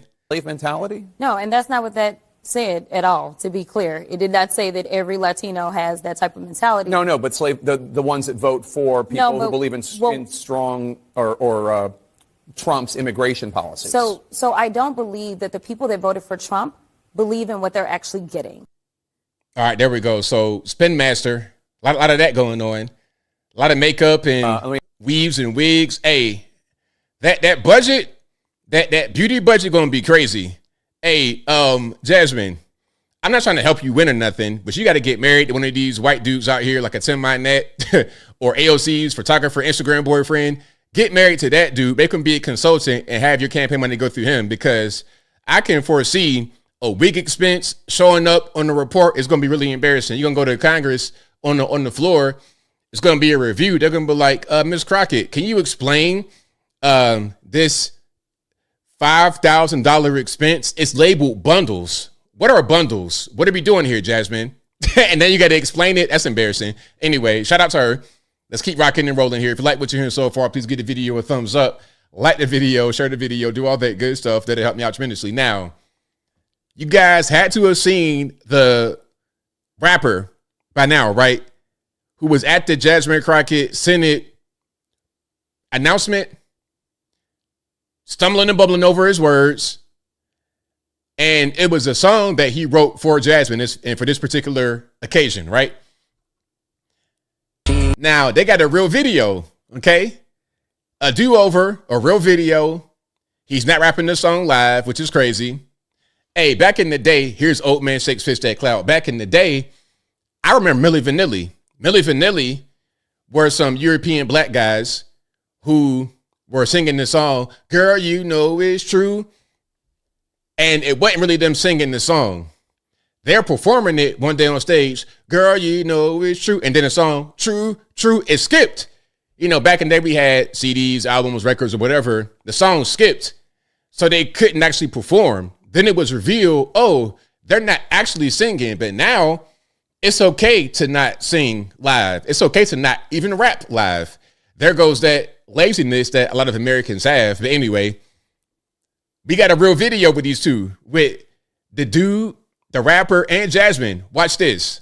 Listen, a person running for Senate in a rap video. You can't make this stuff up. You cannot make this stuff up. She ain't never scared and she ain't never been. Who else willing to go toe to toe against the president? I can't wrap my head around someone who votes Republican. She advocate for feeding kids, they protect the ones touching them. Trump invading his own country with an army, what a joke. We remember Pearl Harbor by illegally bombing boats. But y'all thought we wasn't gonna do nothing but they think again. They only trying to scare her out of running cause they think she win. Listen, thought I told y'all we ain't never scared. Now look who name on the docket. Got 2 words for every racist bigot living, Jasmine Crockett. Everyone in MAGA isn't racist. Yeah, that might be true, but in all of history, I never seen a Nazi flag be blue. So which side you wanna choose? Me, I hope my money goes to the side that isn't trying to say affordabilities. I hope she stand on business, all 10 toes. Texas tough, don't need no more bad built, bleach, blonde, butch bodies moving forward. All right, there we go. So I'm sorry for that cringe. That few seconds, almost 1 minute of cringe. I apologize for that. But yeah, I had to show you Jasmine Crockett in the rap video. So, you know, I didn't make it up. This is not AI. It's the same outfit he had when he was bumbling the words in the first video that I showed on my short video. And shout out to you guys who were on the Instagram stream last night. I appreciate y'all for rocking and rolling. On the Instagrams over there, and it's going crazy over there. So shout out to you guys on the Instagrams. Shout out to you guys on the Facebooks. Shout out to you guys everywhere who saw this. But y'all ain't see this one yet. Anyway. If you like what you're hearing so far, you know what to do. Let's keep on rocking and rolling here. Do you guys think that Jasmine has an actual chance of succeeding in the race in Texas to be the senator, a U.S. senator? Does she have that ability? Will she succeed? I think not. First of all, it's still Texas. I know it's a bunch of Californians out there now. It's becoming bluer, but it's not blue. It's like Georgia. Okay, you got Atlanta. That's fine. But it's still a red state. And even in a place like Atlanta, they still want their gun rights. You had Stacey Abrams, Big Mama, going down there trying to run on the anti-gun campaign. It's like, look, just because you fat and black, I mean you Oprah. Just because you fat and you black does not mean you Oprah, okay? At the end of the day, you just a regular person. So you come down there with these crazy ideologies. They're like, what? No guns? Are you stupid? Liberals, conservatives, white, black, it don't matter. Everybody got guns in Georgia, whether it be Atlanta or anywhere else. Anyway, here is, speaking about people that are running who may or may not succeed, Gavin Newsom. I think we all know right now that he is running, or that he will run in 2028. Did he announce yet? Hold on. I just want to make sure I'm saying the right thing. I don't know if he announced yet. I don't think he did. He's a front runner, but he's not announced yet. Okay. I just want to make sure I was on the right page. I was saying the right thing. But this is a video that I've not shown from that deal book thing, New York Times. They had the funny lake crossing. Let's watch some of this. We have a party that I think needs to design and develop a compelling economic vision for the future where people feel included, to reconcile the fact that if we don't democratize our economy, we're not going to save democracy. And I don't think it's healthy that we have 10% of people that own 2/3 the wealth in this country. I don't think it's sustainable practice. The folks watching Mr. Beast, disproportionately 30-year-olds, the first generation in history not doing better than their parents. There's some underlying issues here that have to be addressed. We have an economy that is broken for too many people. We have a part. All right, there we go. So that is Gavin with the funny leg crossing. That is not how you sit. Gavin is my height. So I understand what it's like to sit in the seat. It might be kind of low to the ground or whatever, but you don't sit like that. That's just not what you do. All right. And did you guys hear about the whole hair gel incident? I guess it happened some months ago. I didn't see it in the news, but when he was up there during the fires, it said his hair caught on fire, like Michael Jackson or Prince or whoever. Said his hair caught on fire. Now, how does your hair catch on fire, Gavin Newsom? Did you go up there in this dry, flammable environment with hair products in your hair, with mousse and gel, all kind of other stuff that could catch on fire? That's not very smart, sir. See, that's not a very smart thing to do. And if you're doing dumb things like wearing hair gel and other flammable things in a fire, maybe that's indicative of your leadership skills, which is incompetent. It reeks of incompetence. If you cannot keep your own hair from catching on fire, why would I trust you to lead the country? And California, a beautiful place, but look at what's happening. Now, let's talk briefly about Erica Kirk and Candace. Now, listen, here's my opinion about all this drama. I think Erica should get back in the kitchen. I'm going to keep it all the way real. And rest in peace to Charlie. Prayers out to him. But she shouldn't be out here dealing with this stuff. What Candace said was right. It should be somebody already in the organization that's like Charlie's right hand, right beneath Charlie. It should be him.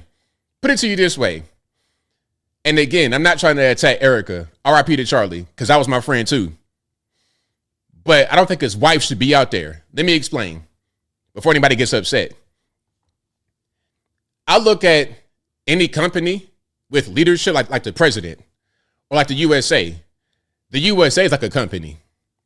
You have the executive, the CEO, the big boss, President Trump.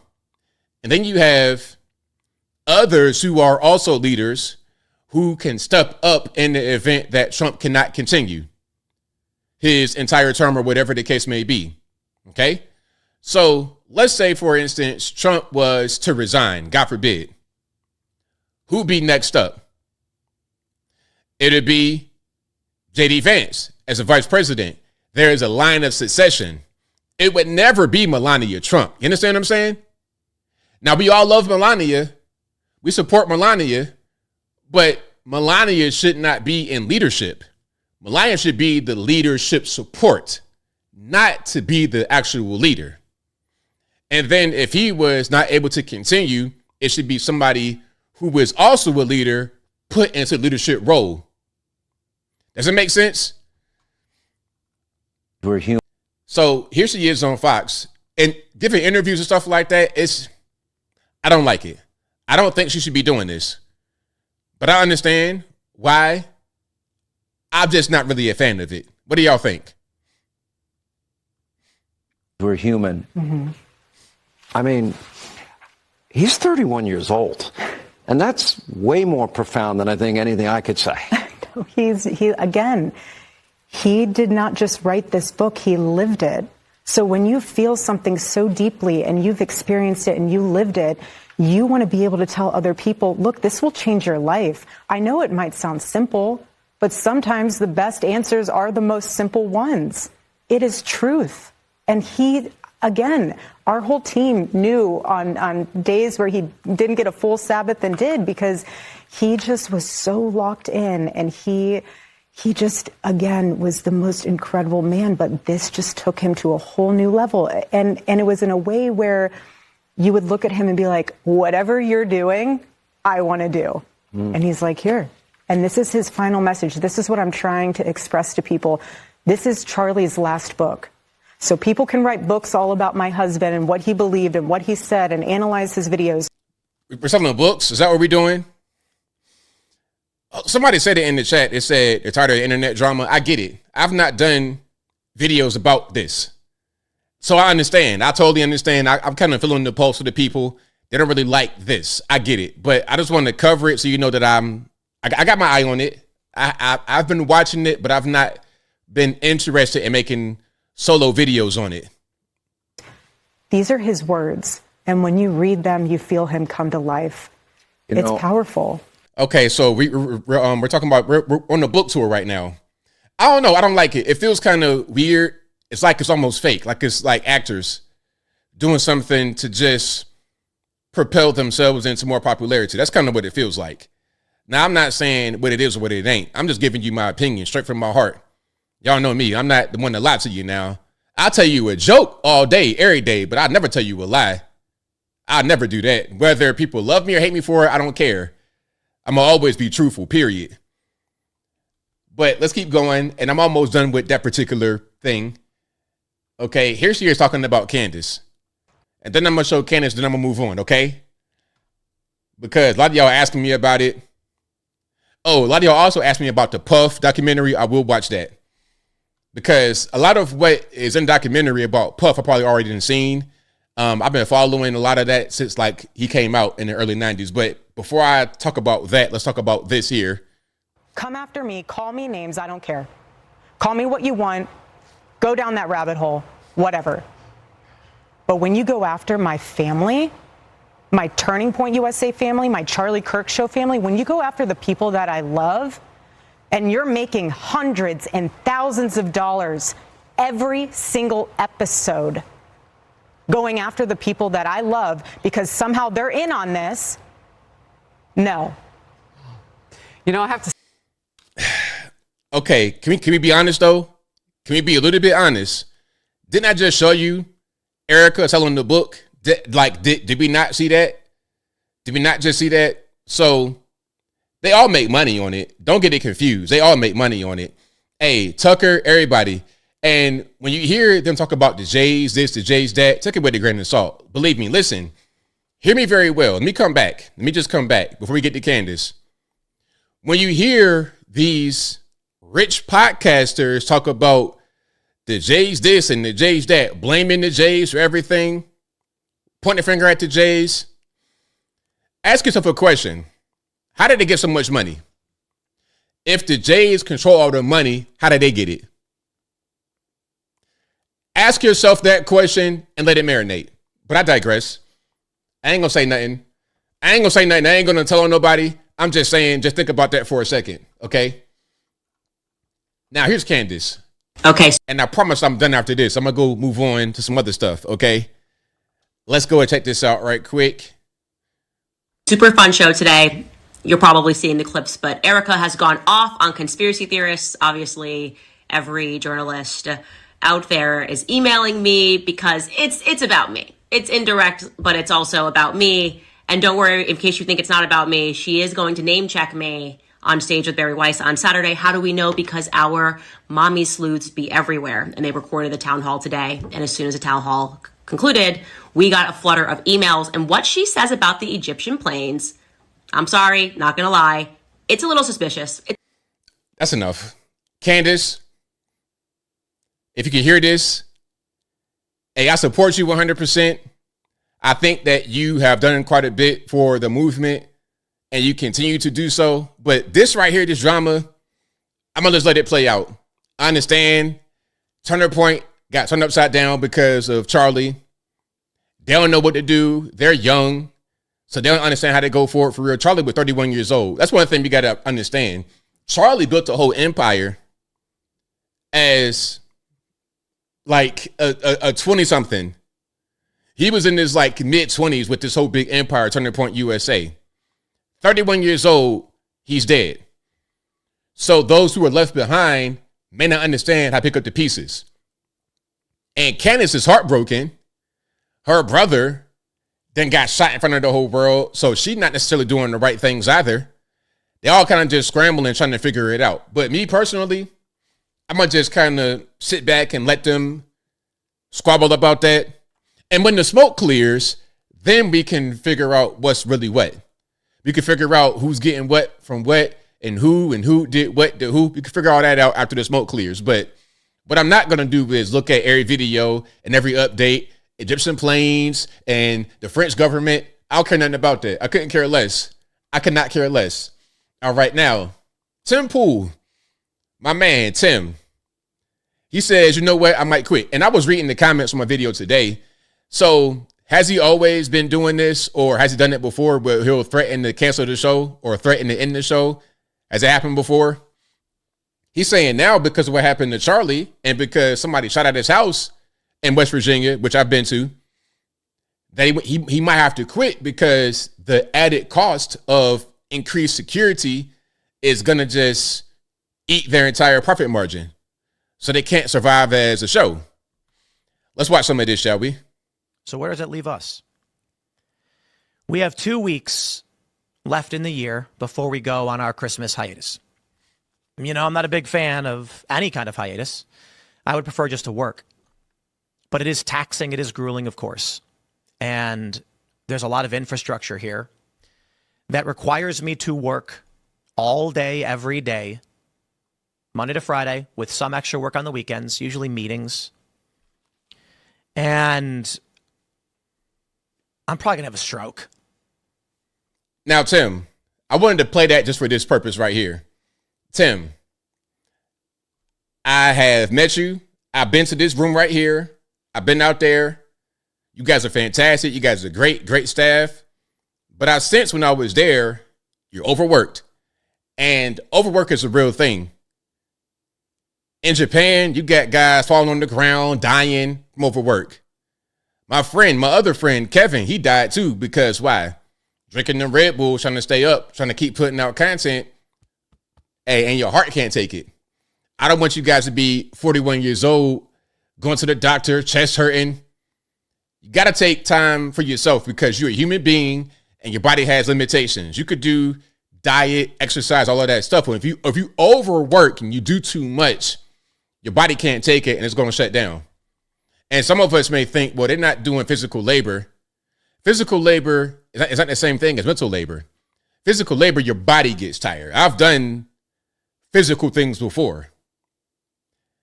Mental labor, your mind. And if you're losing your mind, there's nothing you could do.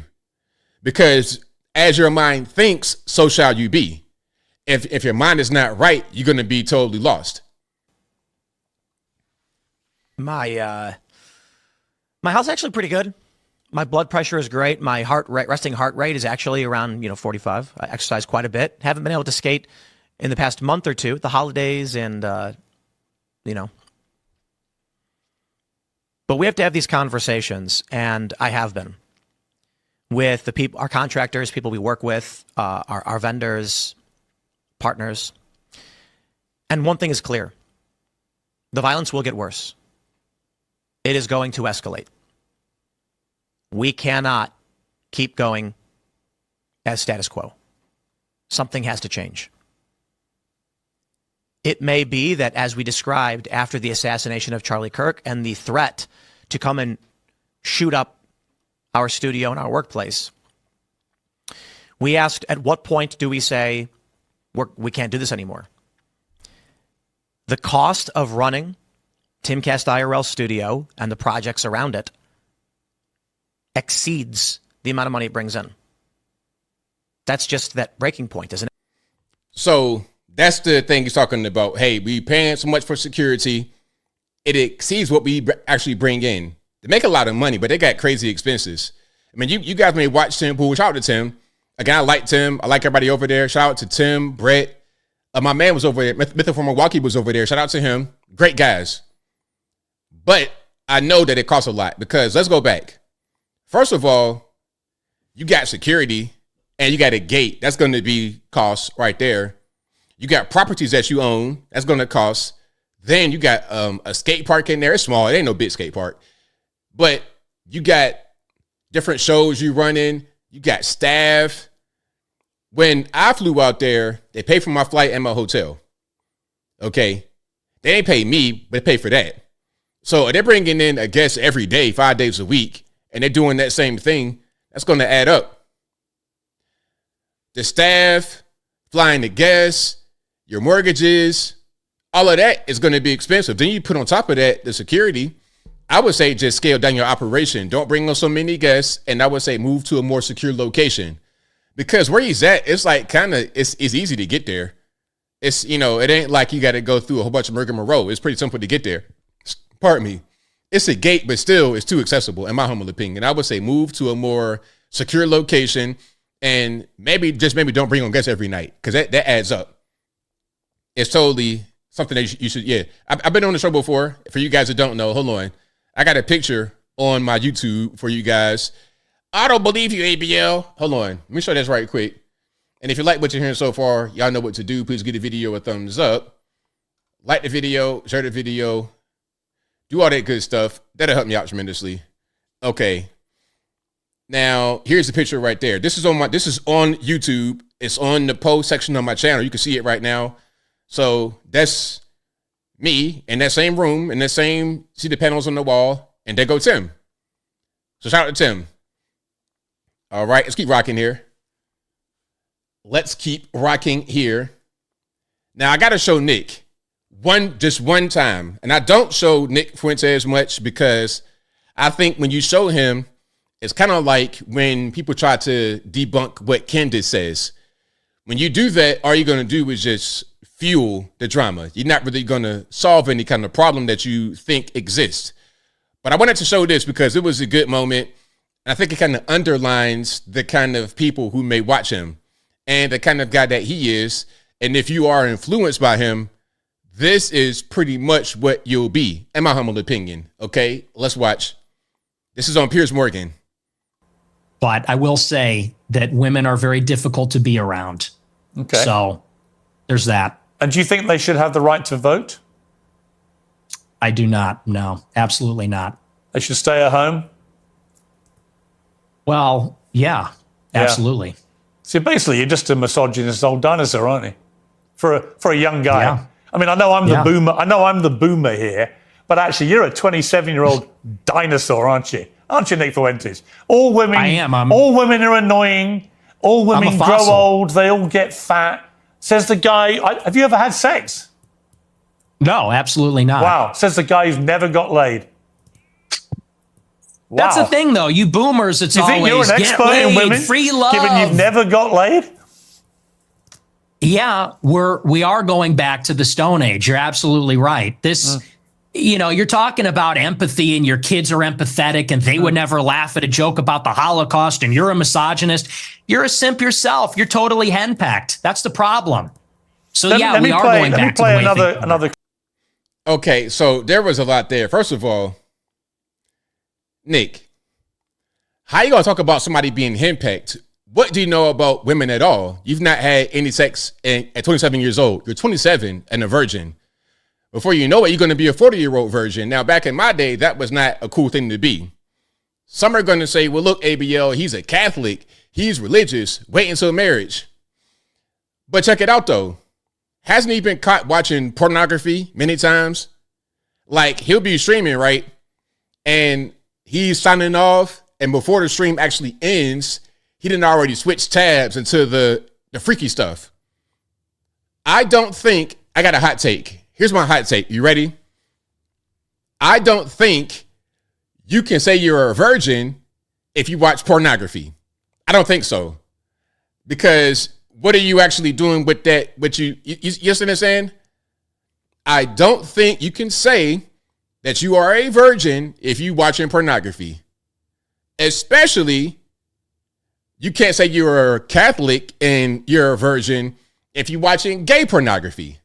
Can I say that? I'm sorry if anybody's in here that's offended. I apologize. If you got little kids, I'm sorry. But I'm saying, if you're watching gay pornography, how are you going to say you're a virgin at the same time? That made no sense. And then you want to say you... See, look, this is what I'm talking about. I don't want you guys to be like that because that's going to cause mental issues. It's going to cause mental issues. You got to get out there, man. We're human beings. At a certain point, like I said before, how you got to kind of regulate yourself and you can't bring yourself out because you're going to really hurt yourself physically. You have to be able to live as a human being and interact with women physically at a certain point. At a certain point. I'm not saying paint the town red, but good Lord, bro. Come on. Somebody said ABL strict. I'm saying, am I right though? Am I right or wrong? Am I right or wrong? We're men now. Come on now. We're men. They said in a study that if you ejaculate, can I say that? 21 times a month on average, you reduce your risk of prostate cancer by a lot. So you're going to be 35 years old, a virgin, playing video games, watching pornography. you're not going to like who you are. You're not going to advance as a man. You're going to be stuck looking like you're 12 years old for the rest of your life. You understand what I'm saying? Does that make sense? Am I tripping, or am I saying something? You say I'm correct? Thank you. Thank you. That's all that I'm talking about. That's all I'm saying. So I'm not saying he can't be a funny comedian.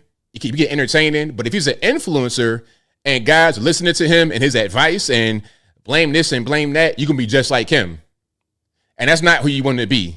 You're not going to like your life. You're not going to like yourself if you're like that. Anyway, I'm going to read some of these comments to see if anybody has a disagreement with what I said, and then I'll keep on moving. I got you, Sarah. It's okay. We're going to move forward. I outed him? I didn't out him because what he did was on live stream. I just seen what I saw on a live stream. If a UFO crash lands on a building in the field and it's on YouTube and it's a stream, I'm going to say that it happened. You can't say I'm trying to expose information that's not public. Like, what we talking about? Anyway, if you like what you're hearing so far, y'all know what to do. Please give the video a thumbs up. He's waiting to get married, but he ain't waiting to get married to watch that gay porno. He ain't waiting to get married to do that. Anyway, now, one thing about Nick and other guys is that their popularity on social media is often inflated by foreign accounts. So now what we got on Twitter is this feature where if you go to somebody's account, you're able to see where they're from. Like I said before, MAGAVET77 with no real face on their profile picture might just be an Indian dude named Muhammad with sandals on and a Wi-Fi cafe. And now with the location feature, you'll be better able to kind of identify that kind of activity. You're able to identify your trolls and your scammers and whatnot a little bit better. A little bit better. I'm not saying there's no trolls and scammers in the USA. However, if someone says that they're ABL on Twitter when they contact you and you go to their profile and you click on their join date and it says India, Pakistan, Nigeria, that's not me. Let's watch. Accounts, you're surprised when you changed it so people could see country of origin that wasn't in the United States that you thought was in the United States? I don't really think about it that much. I mean, there's, country of origin. We have to be a little careful about this. You can actually technically, just specify your region. Like you can say I'm in Asia or something like that, right, which is quite big. But it does make it a little harder that if somebody is trying to pretend that they're, say, a member of the American public or in Europe or Africa, wherever, if they're, if everything about their account is from a different continent than they are pretending to be from, it gets a little harder to pretend. We don't want to dox people, but we kind of think you're not really doxing someone if you say which continent they're from. Yeah, I think it's fair. Yeah. Any X account? He's right on point. And shout out to Elon. Elon, I love Elon a lot. I really do. I think he's a brilliant person. He's made things that have advanced humanity. He's imperfect, however, because the whole thing with Trump, that whole falling out was a mess. The jealous girlfriend, that was crazy. But we're all human beings and we're imperfect. But what he's done for humanity is something that should be commended. So shout out to Elon. Hey, Elon, keep doing what you're doing, bro. Don't do politics anymore because you can see it's crazy. It's a weird game. Keep doing what you do best. Stick to what you're good at because that has definitely improved humanity. Now, here's something. The penny, speaking about Doge and the Munyon, the monies and whatnot, the penny is no longer being produced, but some people are still paying in cash. So if there's no pennies, how was your change returned to you in full? How does that really work?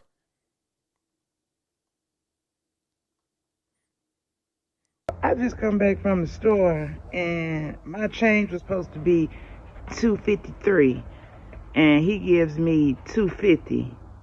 So I say, well, where's the rest of my change?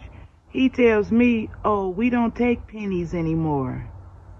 I said, well, I do. He said, well, we don't have any pennies in the store. I said, well, give me a nickel. You're not going to short me because you don't take pennies. I take them. Give me my money. I just come back from. That's a good point. And my thing is, okay, if the change is 253 and they give you 250, you are getting shortchanged. It's not my fault you don't have pennies. That's not my fault. I need my change. Now, 3 cents might not be a lot to some, but to some it is.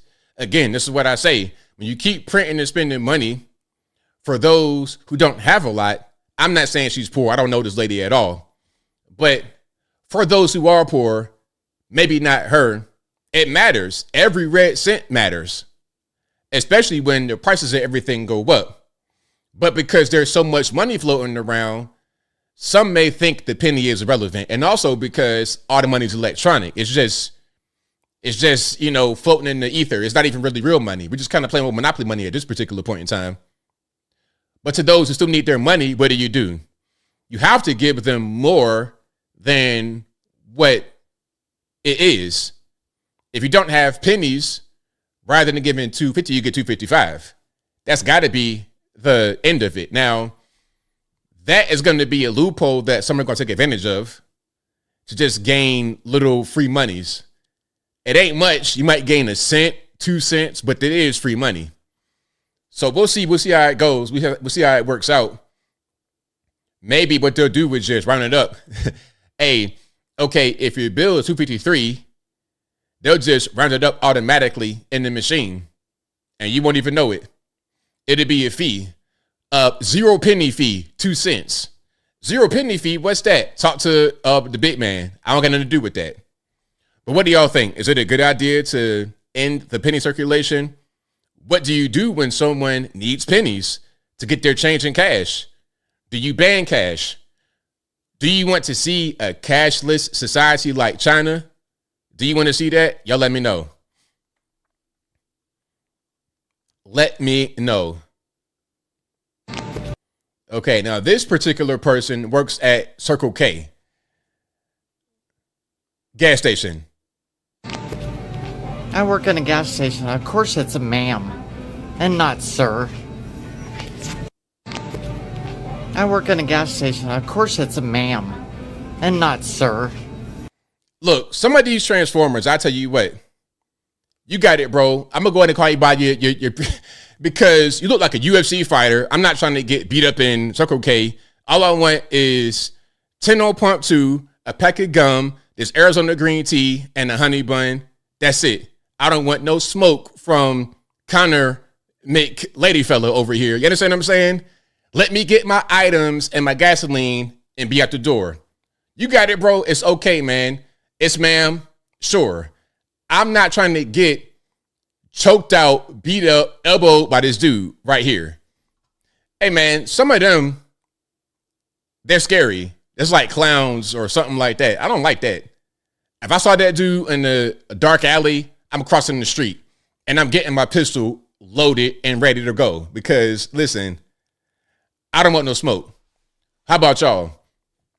If he's like, it's ma'am, what do y'all do? Just go ahead and say, sir, what do you do? And if I go to the gas station and one of y'all getting beat up by Mr. Ladyfella over there, I would like, what you want me to do? I ain't trying to get beat up with you. Anyway, let's keep on going. Let's keep on going. So she has a question for the science deniers. If you did not get your COVID shot or you don't believe in the COVID shot, you don't want to get boosters or whatnot, you are apparently a science denier. Let's watch.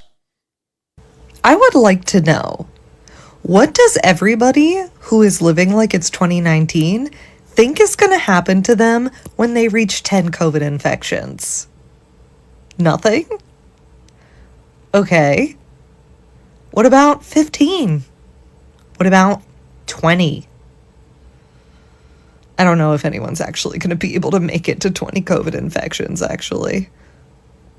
Yikes. The faith in their genetic superiority is wild. I would like to know. Okay, look, I'm good. I've not been sick. It's been years now, okay? It's been years, and I'm outside. I'm not stuck in my basement. I'd have been traveling. I'd have been driving. Hey, look, I'd have been to sketchy gas stations and ate food straight from the pack, ain't washing their hand. Okay, get some trail mix straight from some random.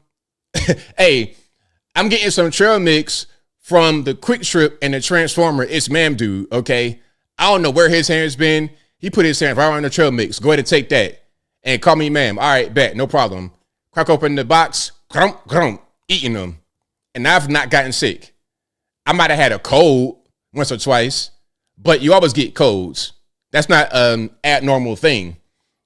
Drinking your orange juice, chicken noodle soup, you stay hot for a while, 2 or 3 days, you back to normal. That's it.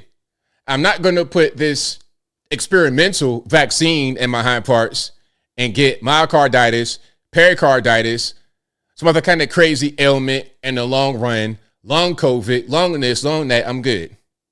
That's not called science denying. It's just called using a little bit of common sense, using my brain for more than a beanie rack. But anyway, shout out to her. How you feel about that? Are you a science denier like me? Are you in the science denier club? Y'all let me know. Now, let's talk about this right quick, okay? I'm not quite sure if she is a science denier in this video, but she's something. DoorDasher drops food off and then does something to the food, which is crazy. Okay, let's watch.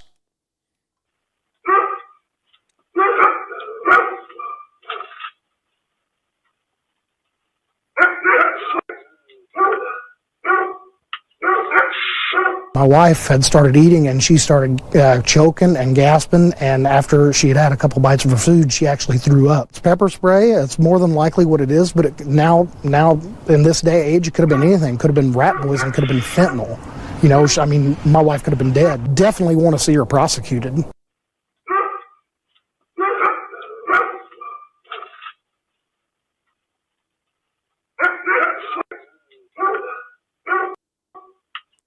So look, you can see her spraying something on the food. Who knows what that is? Pepper spray? Probably. It's probably what that is.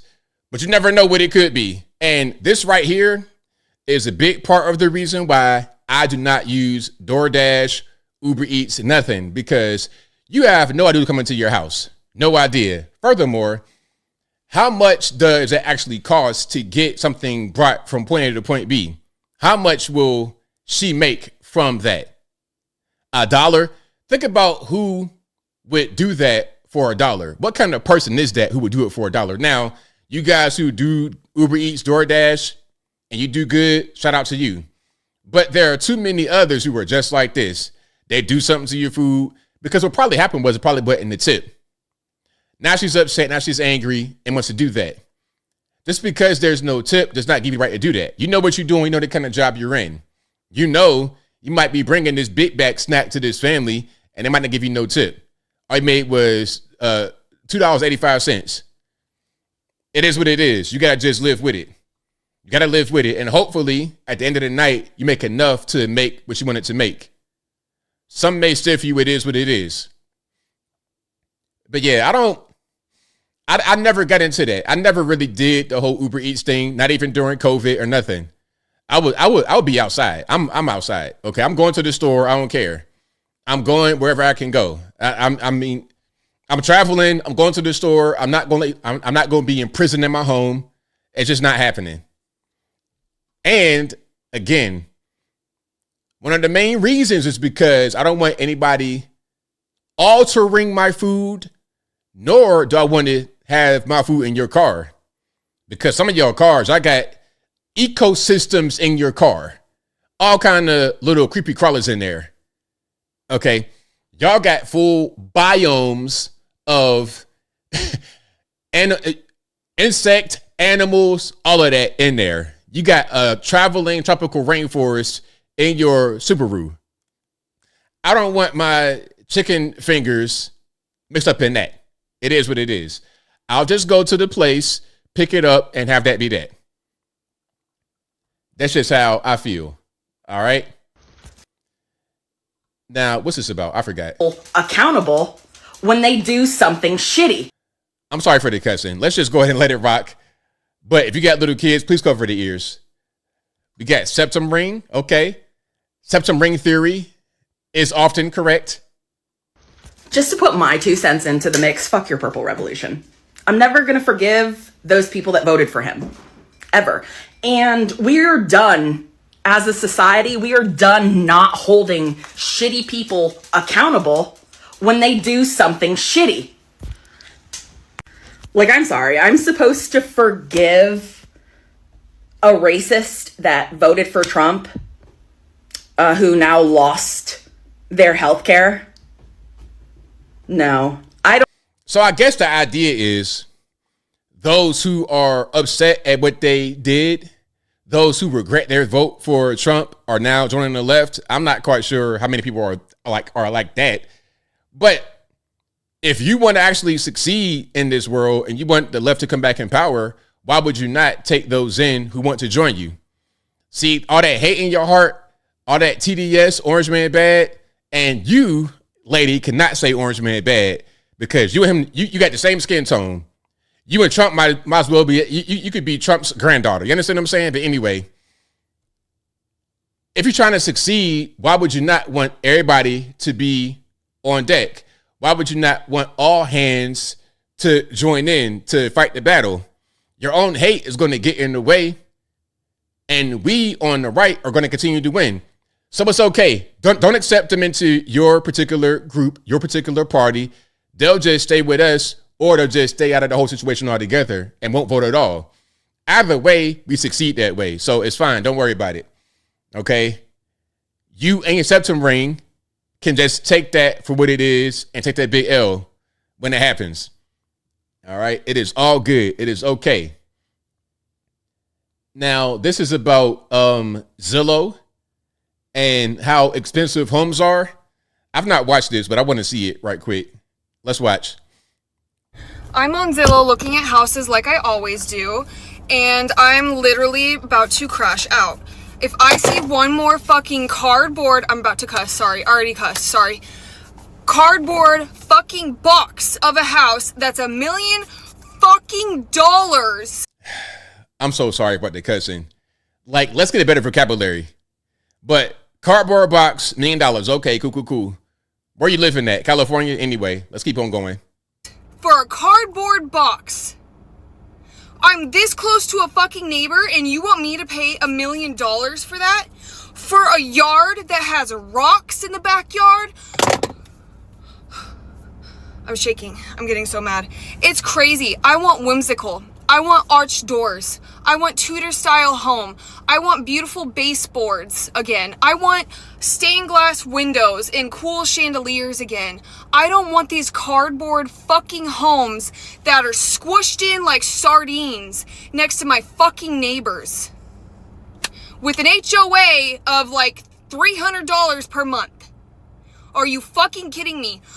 Okay, now, quite a few F-bombs there, but I got the general gist of what's going on. You want a beautiful house with all the accoutrements, all the trimmings, all the things, but you can't afford it. And it's okay to say that.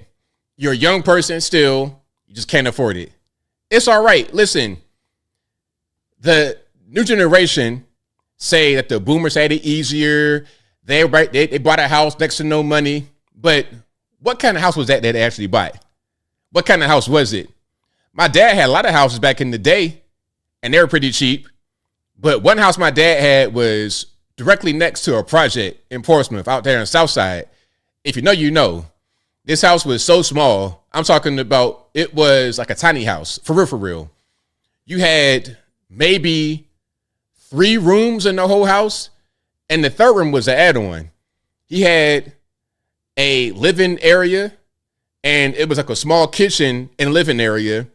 There was a bathroom, and the add-on was a bedroom. That was it. So yeah, the house might have cost next to no money in the late 80s, early 90s. But look at where it was at, and look at what he had. They were not buying these opulent mansions for $10,000. The things that you want are going to cost a lot of money. They are being sold because they're being built. Look, where I live at and all over the country, these houses that you want with all the trimmings and whatnot, they're being built, but can you afford it? Somebody can afford it. Is it you? Shout out to her, though. Hey, you get there, just take time. But right now, you got to start somewhere. And if you're getting box houses right next to another house, you know, subdivision type stuff for $1 million, you probably go on the West Coast somewhere in a very expensive place. You might want to go to a less nice area, a challenging area, and build from there. Okay, that's just kind of what it is. Hold on. Crypto Mountain Man says, I deserve a mansion at 25 years old. Exactly. Exactly. It's like, that's not the way it works. I wish that it was the way it works, but it's not. That's not the way it works. Hey, where I was living at when I was 25, there was a shootout occasionally. Okay. And it was just part of the game. It was just part of what it was. It was one shootout happened like right in front of my house. And I saw a boy, he was out there after the shooting happened. I came outside. Quick story. So I don't know when this was. This was many years ago. I'm in Virginia still. And I'm in my house just chilling on the couch watching TV. And I'm in an apartment. So my living room is like right next to the front door. I'm hearing a gunshot. Bop, bop, bop, bop, bop, bop. And I can see out of my window, although it's closed, I can see like figures running outside. And after the smoke clears, shooting stops, I'm still seeing the figure outside. I go outside. It was a boy who was kind of like limping around. I thought he got shot. He might have just been in shock. Oh, man, they got me. They got me. It's like, now you good, bro? You all right? I go outside. I see bullet casings on the ground and everything. I was able to convince him to call somebody to come get him, make sure everything's good. I had the police and everybody, so it was straight. But that kind of thing is going to go on when you're young because you're trying to build to get out of that situation. And now where I live at is so quiet and my neighbors are nice. They out here walking dogs and give you I live in that kind of neighborhood now. I don't got to worry about the YNs out there having a OK Corral shootout for no reason. And I don't got to go out there and console no boy who is in shock and thought he was shot because of what just happened to him. But anyway, that's my story. Let's keep on going. Now, if you guys have kids in school, how is the math homework? Have they brought home math homework? How is it? Is it easy for you to do? Let's watch this. And shout out to the teachers and all the parents, the moms, the dads, the homeschool teachers. Shout out to you guys. You guys are doing the Lord's work out here. Let's keep on watching. I just had to have an embarrassing conversation with Mackenzie's teacher because at 6 years old, she's now at the point where I don't understand the homework that she's doing anymore. So I had to go to her teacher and be like, could you teach me? So I could teach her. And this is the question. And the way to do it, because like none of this makes sense, the way to do it is 10 minus 7 is 3. So then you have to go 5 minus 3 is 2, and that's the answer here. And then 10 plus 2 is 12, so that means that 7 plus 5 is 12. Why can't I just say 7 plus 5 is 12? I don't understand. I don't really get that. Now, here's how I would do it. Here's how my brain works. If I see 7 and 5, I'm going to think 5 plus 5.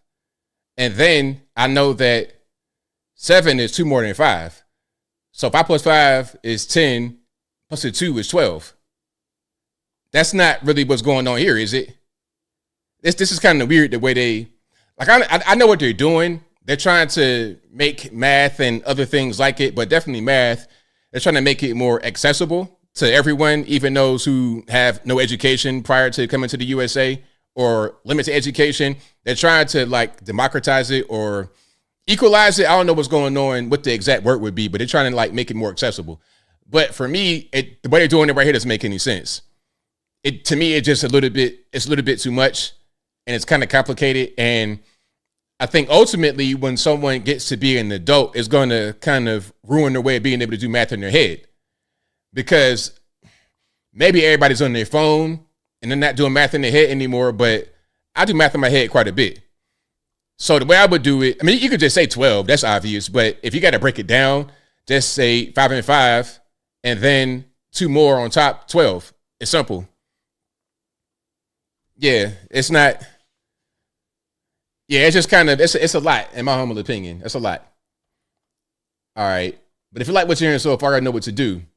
Please give the video a thumbs up. Like the video, share the video, do all that good stuff. That'll help me out tremendously. Okay, hold on. I almost didn't put up one thing here. Have you guys seen that incident at the Cinnabon with the lady that had the N-word and all of that? Hold on. Let me just, if I can find it right quick, because we gotta show that. We have to show that. That is really important to show, because this is a thing that happens occasionally. Okay. Now, what happened was, and I'm sorry for the cussing on the screen. Let me just come back here. So there was a video of a white lady in a Cinnabon in Wisconsin, and she's arguing with the Somali lady, and I guess she called her the N-word. Now, there was a GoFundMe raised for this lady because she said the N-word, which is kind of stupid, but whatever. People were saying that she's racist or whatever. I'm not quite sure it's about racism. I think it's just a matter of mutual conflict. And sometimes the person who defends themselves gets in trouble. I've been there, and a lot of y'all probably been there too. Hey, you're minding your business, going about your day, and then someone harasses you or they attack you. They do something to you to provoke you to do something to them. And when you do something, whether you say a specific word, whether you put hands and feet and elbows and knees and toes on them or whatever, you are seen as the guy who did the wrong thing, because you are seen as overreacting. I've been there so many times. I'll get in trouble because of something that somebody else did and I responded. It's not my fault. The person responded. So now I know at my age, at my advanced age, to avoid certain places, because I don't want you to do something to me and then I get frustrated and just punch you in the face. I ain't trying to do that. Y'all know how it is. I told y'all before about the drunk, fat, white guys, especially. They got to have all three. They got to be drunk. They can't be sober, because the drinking makes them act crazy. Drunk, like, stumbling and bumbling. Fat. They got to be fat. They got to look like at one point they might have played high school football, but fell off. They were not good on the team. They were just fat and had a little bit of athleticism. And then later they continue to keep getting fat, and they stuck in that young mindset. Fat, drunk, white guy. Those guys love to, and they got to be short. That's something else, because I'm tall. So they got to have all those four things: drunk, fat, white, short. I don't go places where they at. A bar late at night. I know without fail, at least one of them guys are going to do something to me, and they're going to want to fight. But you don't get points for beating a guy like that up. All you're going to do is get locked up or deal with the court in some kind of way. I'm good. I'm just going to avoid them. And I definitely don't go to a YN place. Hey, if there's any YNs there, I'm going to avoid it. In Atlanta, you on Spring Street in the YN territory. I'm in my car. My windows are up.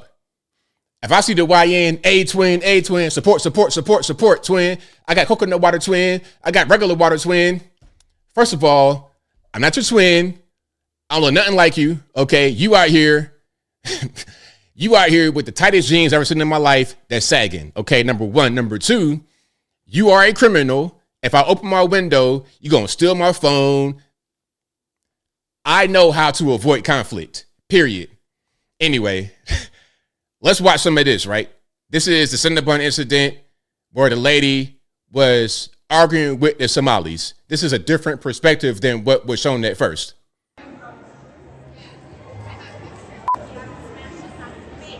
What's recording doing for you? Just show me who you are for both. Get the out of here. You painted your face in this one, but I remember you. I remember you without your face. You can go and pretend to be 5 different people. I still know who the you are. Just because you put a bandana on your fucking head, bitch.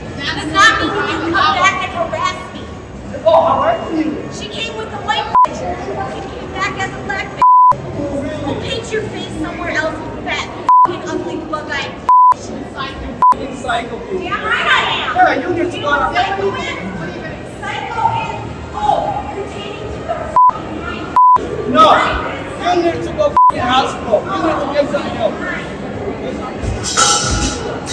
can't. I can't. You're right, but I would. But I would. Do it. Do it. Come on and take that. Okay, now first of all, there's a lot going on there. It's kind of hard to hear. Now, what the lady was saying is, you are harassing me. You've been back here 5 times wearing disguises. You painted your face white to try and be a white lady. But it's like, I can see you. Your disguise of painting your face, you can see her face is different than her body. You can see that right there, right? Her neck is one color, face a different color. You putting a bandana on and painting your face. Your disguises are not working. Okay, I know, I remember you. I know your voice. I know what you look like. I'm not an idiot like you are. You're coming in harassing me at my workplace. Get out of here. What are we doing?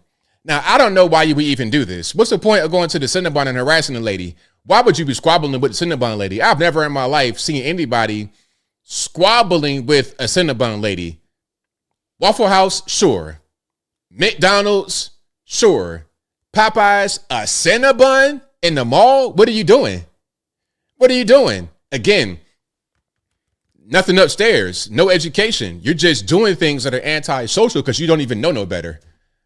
Okay, and that's the lady that called her the N-word, I suppose. Now, I'm not saying it's okay to use the N-word, but it's okay to say that if you are being harassed, if you are the one who's the victim, you shouldn't be blamed for retaliation.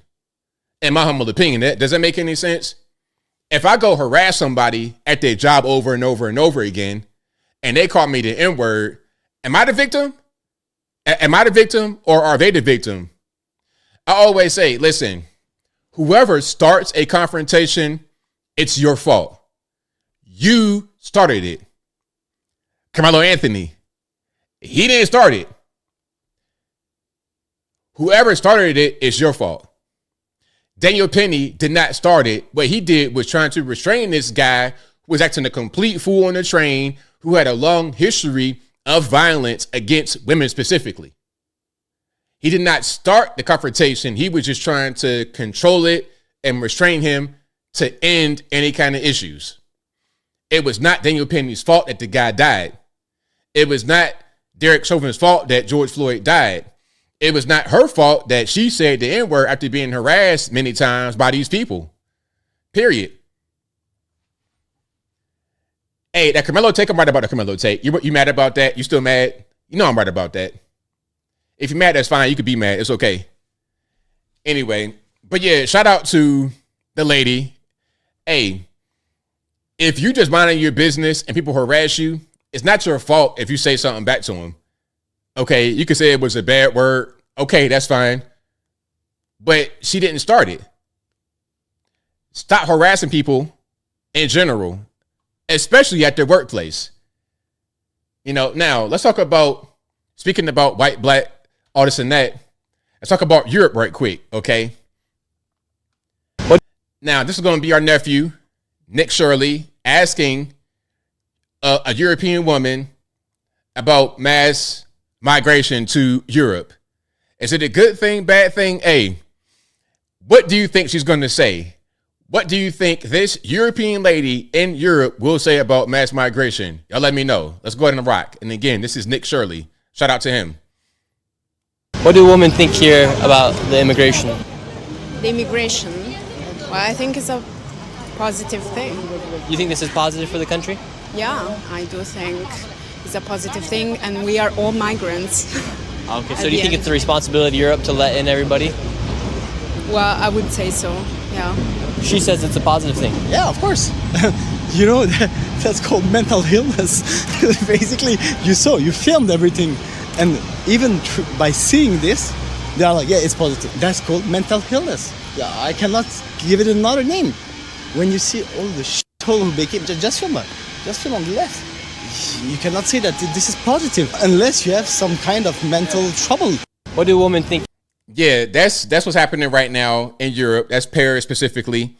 And how can you say all these camps of straight up homeless people, beggars, how can that be a positive thing? Why would you import that into your country? Some are going to say, are they working ABL? Are they working for real? How are they working in them? Are they already working from those homeless camps? Is that what's going on? Do they sleep there and then work a regular job when they're not sleeping there? What's going on? Y'all let me know. Okay, let's keep going here. Now, somebody got sentenced in UK. Hold on. Someone was sentenced to 6 months in prison for social media posts. Okay, let's watch some of this, shall we? And shout out to the wig. Hey, the wig and the outfit is traditional, but what's happening right now in Europe is far from traditional. Okay, let's watch. Counts 2 and 4, the racially aggravated offences, there will be custodial terms of 6 months, and on counts 6, 8, 9, and 10, custodial terms of 4 months, all such terms to run concurrently, and all suspended for a period of 18 months. If during that 18-month period you commit any further counts 2 and 4, the So not only 6 months in the penitentiary or jail, whatever they want to call it over there. Also, what they say, 18 months of probation. Hey, if you mess up, if you post any more mean tweets within a certain period of time, you're going to get locked right back up. That's over in UK. Imagine that in the USA. Mean tweets, you're going to go to the penitentiary. Big rocks, little rocks. And they got you on probation. But if you're a migrant, do whatever you want to do whenever you want to do it. It's fine. If you're a migrant or a transgender, do whatever you want to do all the time. You are a UK citizen. You're going to get 6 months in the who's goo and the clink for mean tweets, literally, for social media posts on X.com. Not making it up at all in the least bit. But if you like what you're hearing so far, please give the video a thumbs up, like the video, share the video, do all the good stuff that'll help me out tremendously. Okay. Waymo. How do you guys feel about Waymos? These are driverless vehicles. You could call them like Ubers. They show up at your house, you hop in the back, and there's no driver. Women, not all, but a lot of women like it because there's no man. And I understand, I'm not trying to deny women and their stories of being harassed or attacked by men in these cars. I get it. So for them, the idea of no driver is beautiful. However, there are still some issues with this technology that has not been worked out all the way. So there was an active crime scene, I believe, in Los Angeles, and the Waymo drove right through it like it's nothing. It's a guy on the ground. You got police cars forming a blockade. But you know what? I'm Waymo. I'm going to go there anyway. Why not? Waymo? Oh, my God. Oh, my God. And they go to the guy on the ground right there. What the? See, look, guy on the ground right there. That's not very safe, Waymo. Fuck is that Waymo doing? Hey, imagine you're in the back seat. Imagine you're in the back seat watching this. What if the police got guns trained like this and you just drive right past it? Man, I'll be saying a prayer. Please, God, do not let them delete me right here in this vehicle. I'm not going to, listen, there's a ton of ways to go out, right? What I don't want to do is get deleted in a self-driving car. That'd be crazy. Look, guys, the suspect on the floor. Hey, what if the suspects tried to break into Waymo? Man. And the police and they open fire. It's exactly Snow Demi. Snow Demi said it. What if the guy tried to hop in the Waymo?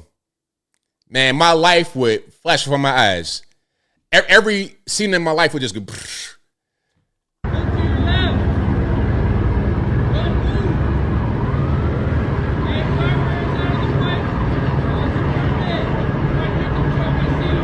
So yeah, definitely need a software update, a firmware update, all the updates. For me, I still want a human being. Some things can be automated and it's fine. When I go to the grocery store, the little self-checkout is cool. But to get in the vehicle and no driver, because there's going to be random things that happen. And how is the Waymo going to understand how to maneuver? Okay, did you guys see the plane crash that crashed on the interstate on top of a car? Hold on, I'm gonna show you that. Now, if this happens, what would the Waymo do in this situation? Let's watch this. I have chops, I swear. Oh my goodness. Oh my goodness. Oh my goodness. Oh my goodness. Oh my goodness. Oh my goodness. Oh my goodness. Oh my goodness. A plane just crashed onto a highway. On a highway right in front of us. Holy wow. They look like they're okay. Wow. Bro, I have chops. So what do you do? Okay, first of all, will there be any evasive maneuvers? Are they going to try to move a little bit, turn a little bit, or just keep going as normal? Is there going to be a program in the camera that says, okay, we got a plane about to land on this. Let's go ahead and move over here, move over there. And then when the collision does happen, will the electronic components that keep the car driving automatically fail? And then what happens? What do you do? See what I'm saying? I'm good. Now, it's not every day you get a whole plane that lands on your vehicle. Not every day. I swear. But it could happen because it did happen. So now I'm good. I am good. Rebel Without a Reason says, quote unquote, why are you late? And don't tell me your plane landed on your car either. Hey, that might be the case. Your girl mad, cussing you out. ABL, where have you been? Yeah, you know, I was on 75 North coming home to you, and then all of a sudden, boom, a whole plane landed on my vehicle. It was crazy. They got it on TikTok and everything. Look it up. That's not your car? Okay, whatever. Believe what you want to believe. So shout out to the cell phone for getting that footage, because they needed that. The cell phone or the dash cam, whatever that is, that most certainly came in handy. All right, but shout out to you guys. I appreciate y'all for rocking and rolling. Hold on. And they did issue a recall for Waymo because there was incidents of the crime scene one, and then there was an incident where, or several incidents where they did not stop for a school bus. And now school buses are, okay, when a school bus is stopped, lights on, stop sign out, you cannot just drive past it. You got to stop. Let the kids get off and wait for the bus to pull off before you pull off. That's how it's going to work. But the Waymo said, no, I'm going to just go past it. So they issue a recall for the software to fix that. Now, let's watch one more Waymo freak out. Roadside assistance? Roadside assistance is 19 minutes away. Oh my God. Oh my God. Guys, this is epic. Epic? It's only named Epic. This is unbelievable. Roadside assistance. Oh God, Waymo's going, what Waymo's trying to do. Oh my God, there it goes. Holy man, for real, at that point, I'm out, man. I'm getting out of the car. I'm not just gonna let you hold me hostage. This ain't gonna be what it is. We're not gonna do that. Hey, Waymo, check it out. Matter of fact, I'm gonna call him. Hello, Waymo. Yeah, the car is malfunctioning. It's kind of halfway stopped. So what I'm gonna do is get out of this car right now. What's that? The doors are locked. Watch this. Psh, the glass won't get broken. The glass is going to be broken. It is what it is. I'm not being held hostage. I don't know what you got going on. I'm not getting human trafficked. I'm not going to be auto-driven into some slave ship or something. We're not doing that no more. We did that already. We're not doing it again. We're not repeating history. Anyway, so shout out to Waymo. Waymo problems, Waymo bugs, Waymo trouble, way more problems. Anyway, if you like what you heard tonight, if you like what you're hearing so far, please give the video a thumbs up. Like the video, share the video, do all that good stuff. That'll help me out tremendously. All right, super chats on deck. Then we're going to get to the calls. The number to call is 706-406-3287. Again, 706-406-3287. Was it 406? I got distracted. 706-406-3287. And we're going to get to the calls in a minute. Super chats first. And what's happening, I got distracted because we got a new system here for the streaming. It's kind of weird. It threw me off a little bit. I kind of don't like it, but it's okay. Let's read super chats. Thank you to Apple again who says, scale of 1 to 10, please rate Trump administration. I give him a solid 8 right now. Yeah, I think he's doing a pretty good job. There's always room to do better, but I think right now he's doing a good job. So I give him an 8 right now. And also, he's got to fix quite a bit what Biden left to clean up. Excuse me. So an 8 right now for sure. Thank you to Apple again that says RIP Charlie Kirk. 3 months ago, he was martyred. Thank you to Lindsay Dunbar who says, I love your show, ABL. You do best. Thank you for that. I appreciate you. Thank you to Apple again who says, President Trump tell U.S. Marshals to free Tina Peters. Apple also says, if AI is so great, where's the cure for cancer? Hey, the questions need to be answered. That's a really good question, actually, because as I was saying earlier, AI right now, they say it is the equivalent of a very high IQ person like Elon Musk, 155 IQ, that kind of high. It's high, but the next iteration will be several times higher. So once you get to that level of intelligence, then you should be able to solve some issues that plague us. And I think some of the issues that plague us are a little bit of common sense. Okay, if you have a rise in cancer, like let's say you have a really high risk of cancer in one city versus another, in one town versus another. Okay, look into why that might be the case. And if you're able to find the source of contamination, pollution, okay, that right there is a carcinogen. You eat certain kind of food, if you're doing certain type of thing, certain kind of things, you could identify carcinogens. And I think the objective should be to avoid the carcinogen to avoid getting cancer. But we'll see once we get this really, really super intelligent AI, what happens. Apple says, if AI is so great, where is time travel? Would you, ABL? Would I time travel? I don't think I would time travel. Nah, I ain't trying to get stuck. I ain't trying to get stuck with no dinosaur or nothing like that. Well, I don't really believe in the whole dinosaur thing. I don't believe in the whole narrative that we got taught in school about the man evolving over years by himself with no intervention, going from stone tools and whatnot to advanced civilization. I don't even believe that. I think we had divine intervention. So time travel, nah, I'm good. I'm cool. Thank you to Michael Critchlow who says, you've mentioned Del Taco infiltrating the East Coast a lot recently. One opened in Chesapeake last year, and there's one open in Virginia Beach this month. I don't doubt it, because when I was up there with Tim Pool doing this show, one of the guys that worked with the show was taking me to the airport and stuff. And he said him and his wife were shopping for places to live. And one of them was Virginia Beach. And they wanted to go to like San Diego, like beach places. So I think a lot of Californians may pick that particular neck of the woods to go live. And when they come there, oh, my Del Taco, where's Del Taco? And they build it. Thank you to Twisted Clown who says, ABL wheelchair guy just got a CDL in Cali. Hey, that's funny. Hey, he took the test. Hey, the verbal test. That was crazy, man. I could not believe they did that. That was off the wall. Thank you to Marta Allen who says, ABL, do you want cuffs on Omar and Waltz? I do. Hey, lock them up. Lock them up.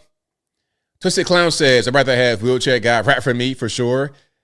Thank you to Twisted Clown who also says, ABL, I need that voice. I need that in the voice note. Big back snack. I got you, boss. Thank you to Michael Guest who says, tell all migrants to follow any vehicle that has a Harris for president or vote for a Democrat bumper sticker on it. Tell them, the migrants, the Democrats are sympathetic to you. They will shelter you. Hey, good idea. If you have a Democrat bumper sticker on your vehicle, they should be able to follow you to wherever you at and say, hey, can you please house me? I don't have no room. Well, make room. We'll figure it out. We'll figure it out. I don't mind living on the floor. That's fine. I don't mind washing my hind parts in your sink. That's okay. Anyway, Twisted Clown says conservative math is straightforward. Liberal math, ma'am. Exactly. Liberal math, girl math. That's what that is. Did you guys see there was somebody in one of these Jubilee episodes who said his major wasn't girl math? I mean, pardon me. The major was literally liberal math. That's girl math at the end of the day. Because math is math. 1 + 1 is always 2. It's never a time where it's not 2. There's no such thing as liberal math. Except for girl math. Anyway, thank you to Michael Guess who says, I stopped feeling sorry for people living in a city like New York. Why? Because no matter how crappy life is, I remind myself that they voted for things to happen to them. Now I sleep better, 100%. Thank you to Monique who says, what's your honest opinion on Duolingo? Necesito mejorar mi español in 2026. It's cool.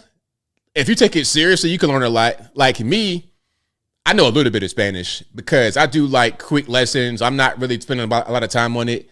I might spend 5 minutes a day, maybe 8 minutes a day doing it. Like if I spent 20 minutes a day doing it, I'll get a lot better. And also, it's important to have those in-person conversations to speak it Spanish to those that speak Spanish. And I think that Mexicans have an easy to understand Spanish. If I want to learn Spanish, I ain't talking to no Dominicans. Or bro, can I get about a 3x less speed on that? I don't know what you're talking about, bro. Everything is just pretty much one word. Can I get some pronunciation? La biblioteca? Okay, cool. I can hear that. What you're saying, Mr. I pick it panty, I don't know what's going on. Slow down a little bit. Dominican, shout out to the Dominicans. But a little slower. Just for me. Anyway, shout out to you guys. I appreciate y'all for rocking and rolling. If you like what you're hearing so far, please give the video a thumbs up. Like the video, share the video, do all that good stuff. That'll help me out tremendously. Yeah, I know a little bit of French already.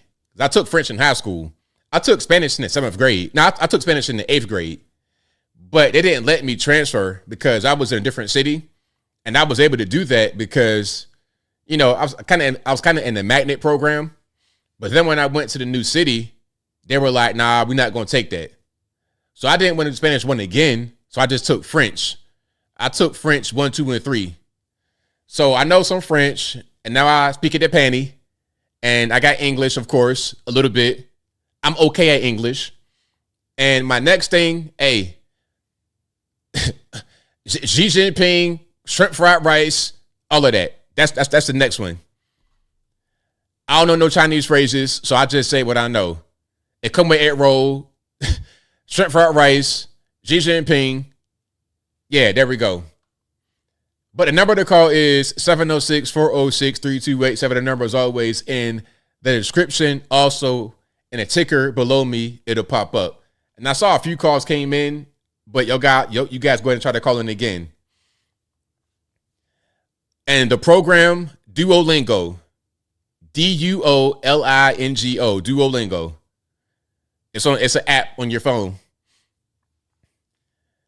Yeah, oui. There you go. Shout out to the French. Yeah, the Mexicans, they got the best Spanish, in my opinion. Well, I can understand it better. Or straight up Spaniard, like that's more standard. So it's easier to understand. 818, you're on the line. Who am I speaking to? Oh, Power Ranger X from YouTube chat. All right, man. What's going on? On Jasmine Crockett. I think she started off the whole word wrong. She started with the word Latino, and I didn't like that at all. That Latinos last should be the definition movement. Jasmine Crockett, as a dear black lady, she got it wrong. She got it all wrong. It should have been Black Lives Matter first. And I'm adding the first at the end because that's haven't been accounted to this day. To put Latinos first is unnecessary because we already have illegal migrants a completely unnecessary level of crime, and a bunch of weirdos that shouldn't be here. To say Latinos first is bad. And this is not for the good Latin folks that are doing great, obviously. Obviously, they are not it. They're also not the demographic I'm even looking at. The bottom line is, she said Latinos. It should be Latinos last. They're doing fine. That's it. Right on, man. Well, thank you for your call. Definitely appreciate you. No problem. Likewise. All right, shout out to the caller. Right on. Let's go to Whenever you're ready. what's speaking to 917. You're on the line. Hi. Hi, ABL. It's Corinne from NYC. All righty, what's going on? Yeah, I called in because you showed a video of I don't know where she was from, what city or state, but the girl that posted the video with all the eye movements and everything, asking people why they didn't take the shot, something shaming people. Yeah. Yeah, you know, this is like 5 years in already, past this whole 2020 COVID thing, and I still cannot believe people that took the shot are still talking about how they can't believe people didn't take the shot. It's like they can't let it go. Yeah. You know what I mean? Like they can't. I agree. I totally agree. I just think it's weird. I find it strange because you don't see on the other end. I never took the COVID shot, and I never ever got COVID. I never ever got COVID. I have family members that got COVID, took the shots. My aunt took, I think, every booster that they offered. My aunt in Michigan, she was scared. She took everything that they offered. My dad took it. My sister got COVID. She took the shot, and I just never got it. I never took the shot.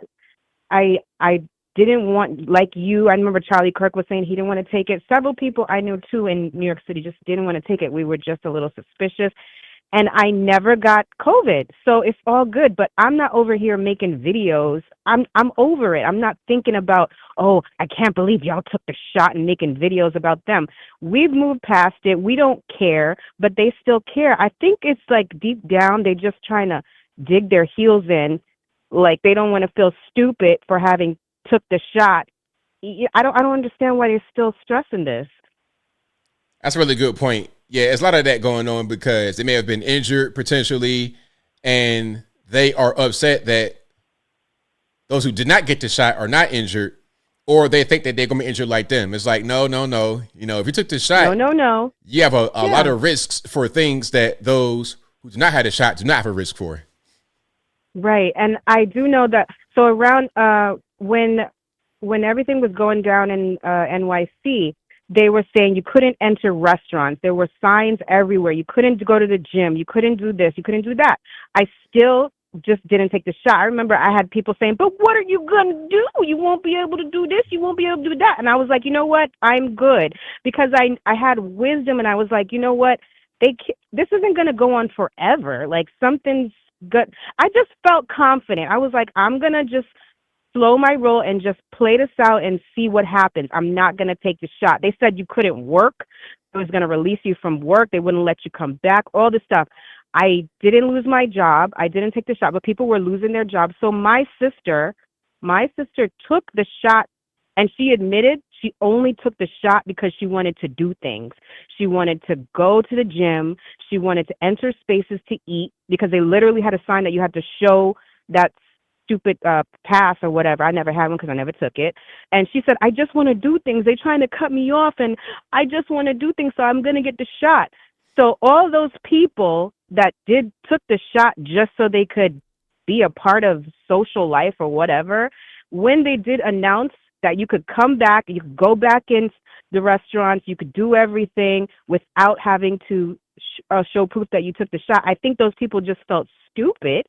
And that's not my problem. But these silly videos with the eye movements and the weird close-ups and, it's like they're just trying to dig their heels in and say, oh, no, I don't feel dumb that I took the shot, even though people that didn't take the shot don't really, have to pay for not taking the shot, and they don't have all the risks of those of us who did take the shot. They just got to get over it and move on, because we're not over here caring. Like, I have long forgotten about that. So when you showed that video, I'm like, wow, people still weirded out about those of us that didn't take the shot. Let it go. Exactly, 100% correct. Yeah, and also I just wanted to say on the Duolingo thing, a lot of people were using that app like a few years back here in NYC. I took Spanish in school, Spanish Regents, everything. That's an exam in high school that you take here.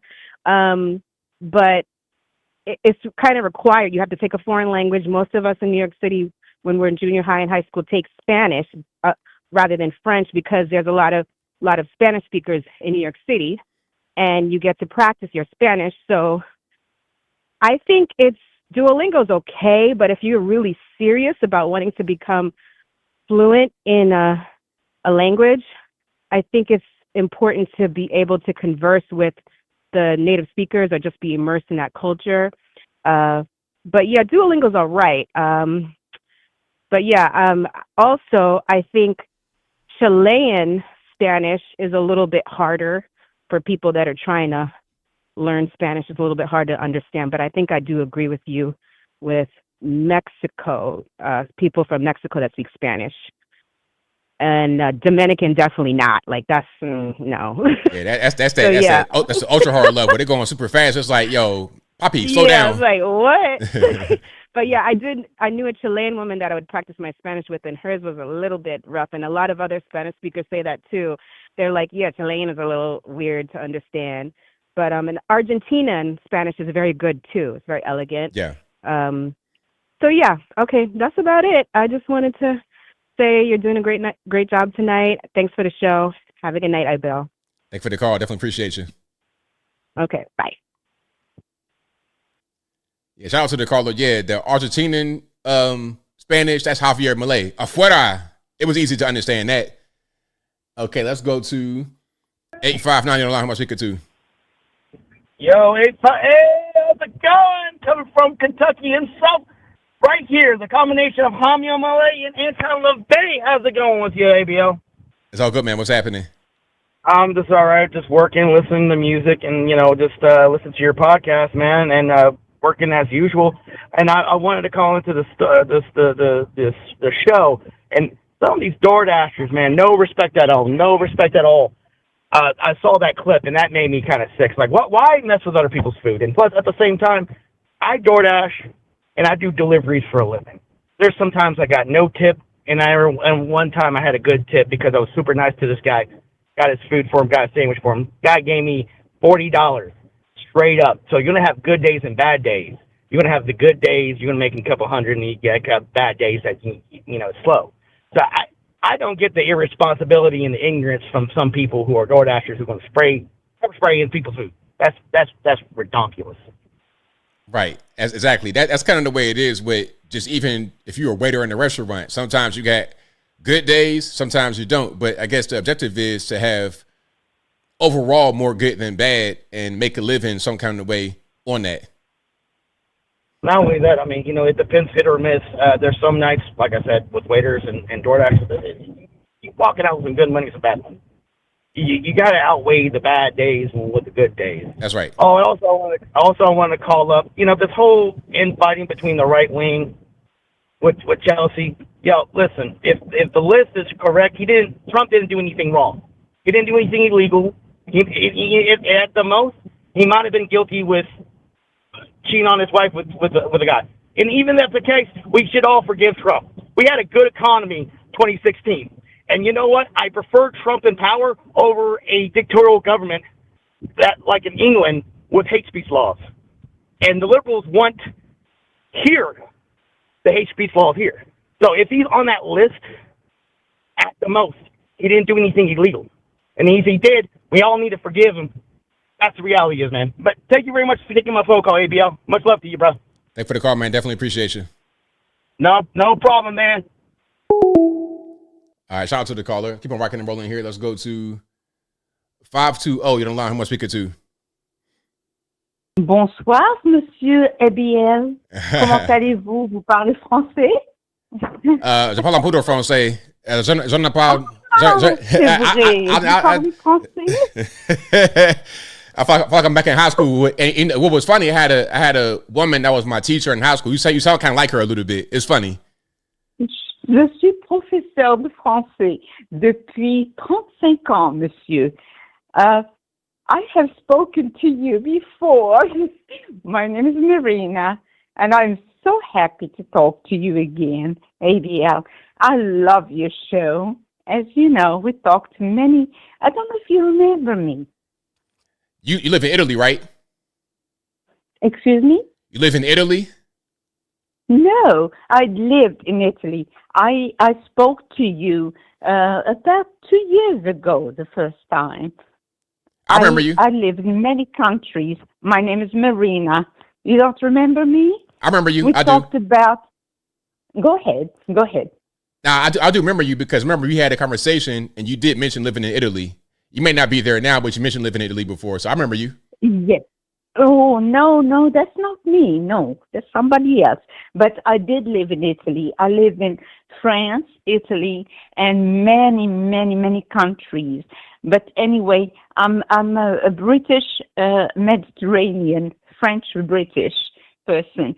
And I talked to you about the first time was 5 years ago. Yes, I live in the U.S. now. You don't remember me, do you?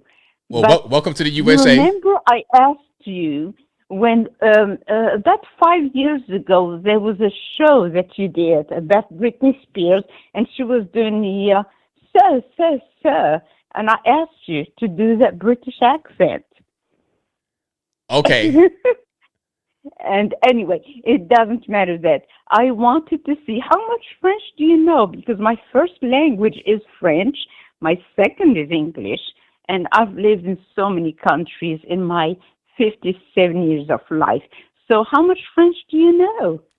I know a little bit. Like if you talk in French, I'll be able to understand most of what you're saying. Yeah. That's great. Yeah. Alors, je voulais vous demander qu'est-ce que vous pensez de la phase de Monsieur Trump qu'est-ce que vous pensez de Monsieur Trump maintenant et qu'est-ce que vous pensez va se passer dans 5 ans en Amérique, par exemple? I got some of that. 5 ans. What 5 ans? What does that mean? Does that mean 20 years? In 5 years. 5 years. Okay. 5 years. I know I'm a deep person. Je suis quelqu'un de très profond. Je voulais vous demander, I wanted to ask you, I'm going to say it in English now, what do you think? And what do you think? I'm a very, very deep thinker and a person at 57 years old. I wanted to ask you, what do you think is about to happen to the United States? I have lived in Europe for 37 years, and I've been here 20 years. What do you think is about to happen to the United States, looking at what the state of Europe, France, Germany, Switzerland, and all these places are? What do you think, ABL? I've been meaning to ask you this question for about 2 or 3 months. What do you think? I think it's going to be challenges ahead because of the low European birth rate. That's going to be a problem. So they're bringing in a lot of migrants from all over the place, and there's not much vetting going on. And they're just bringing in pretty much anybody to short the population. So it's going to be challenges as a result of that. Yeah. My biggest worry is what is happening to my wonderful capital city. I was born in Paris. It's absolutely awful what is happening in Paris. Absolutely awful. Very awful. And I'm very, very sad about it. But how do you think we can prevent this, ABL? Do you think, what can we do? There's not much that can be done aside from just increasing the birth rate of people who are born in France. If the birth rate continues to be low, then you're going to have more of the same problems. Yes, yes, absolutely. And I think you're right. I am all for a legal immigration. Obviously, I am a legal immigrant in the U.S. for 20 years now. But anyway, I don't want to keep you too long because I know you have other callers and so on, and I can't take too long. I would love to talk to you. If I could have a lunch with you and talk to you, I have so much to tell you about my many, many places I've lived in Europe. But I'm going to let you go. But my main question to you was, what can we do so we don't have the problems that are happening in the United Kingdom, in Germany, in France, and in Norway? That's what I was trying to ask you about. Yeah. Yeah. All righty. Well, thank you for your call. I definitely appreciate you. I'll talk to you another time. Take care. All right. Thank you. Bye-bye. All right. Great caller. Shout out to her. I do remember her. And she was telling me last time that she lived in Italy before. I remember her. I remember the whole thing. So, yeah, I got a little bit of French, but it's been a while. I pick it a penny now. I understood some of that. But shout out to the French speakers. Shout out to the English speakers. If you speak it in English, shout out to you. And shout out to you if you speak it a penny. If you pick it a penny, if you pick it in English, you parlez-vous français. Bonjour, oui, oui, bonbons, all that. All right, let's keep rocking and rolling. Let's go to 860. You're on the line. Who am I speaking to? Hi, your brother from another mother, Anthony. How you doing? It's up in A Ranger Xbox. It's all good, man. What's happening? Hey, what do you want to talk about? The N-word? I was born in 1960. My dad was chief of the boat in 1970. From 1960 to 1970, I did not even know the word existed. Never heard it. 1970, we moved from Pearl Harbor, Hawaii, to the ghetto of Fort Wayne, Indiana. I was 9 years old. I was beaten almost to death the first time I said that word, and I didn't even know what it meant. The last time I said that word, I was in my early 20s. I was being held down to the ground by 5 young black men, and one was sitting on my chest with his fist about ready to drive it into my skull. So I spit in his face and said, "You blanks, get off of me." And he brought that fist down, and I watched it. And when it got about 2 inches from my head, I jerked it over to the side. He broke both his bones in his forearm. Blood sprayed everywhere. They all 5 cut up and ran away. And that was the end of that fight. Whew. But that was like 30 years ago. You know, my kids are half Filipino. Shoot, I think there's only one race myself, personally. It's called the human race. Why don't you try joining us? My dad told me 1,000 years from now, it's not going to matter. We're all going to be the same color from geographical location and inbreeding. It's just a matter of time. The problem with bringing in a large number of Muslims from Arab countries is they have been marrying their first cousins for 1,400 years. We're talking extremely low IQ people. And when they're low IQ, they're super emotional and their violent tendencies rise. So, and about the math, I don't forget nothing because I quit drinking in 1988. They changed the math on purpose under George Bush, Common Core. George Bush took the blame for it. His grandfather was in charge of the CIA, but Common Core was designed to make parents look stupid to their kids. I have a degree in aviation maintenance technologies with a 4.0 from the National Aviation Academy while living homeless in my truck because life was so great in 1995 and 94. But I did graduate second in my class, and I'm pretty sure I know mathematics. And I was trying to teach my son, 5-year-old, basic math, and I couldn't do it. I had to go to YouTube and find a teacher that taught that crap. That's how bad it's got. You can't even get them to understand it if they took they keep saying CO2 is going to kill us. Okay, what's the percentage of gas in the atmosphere?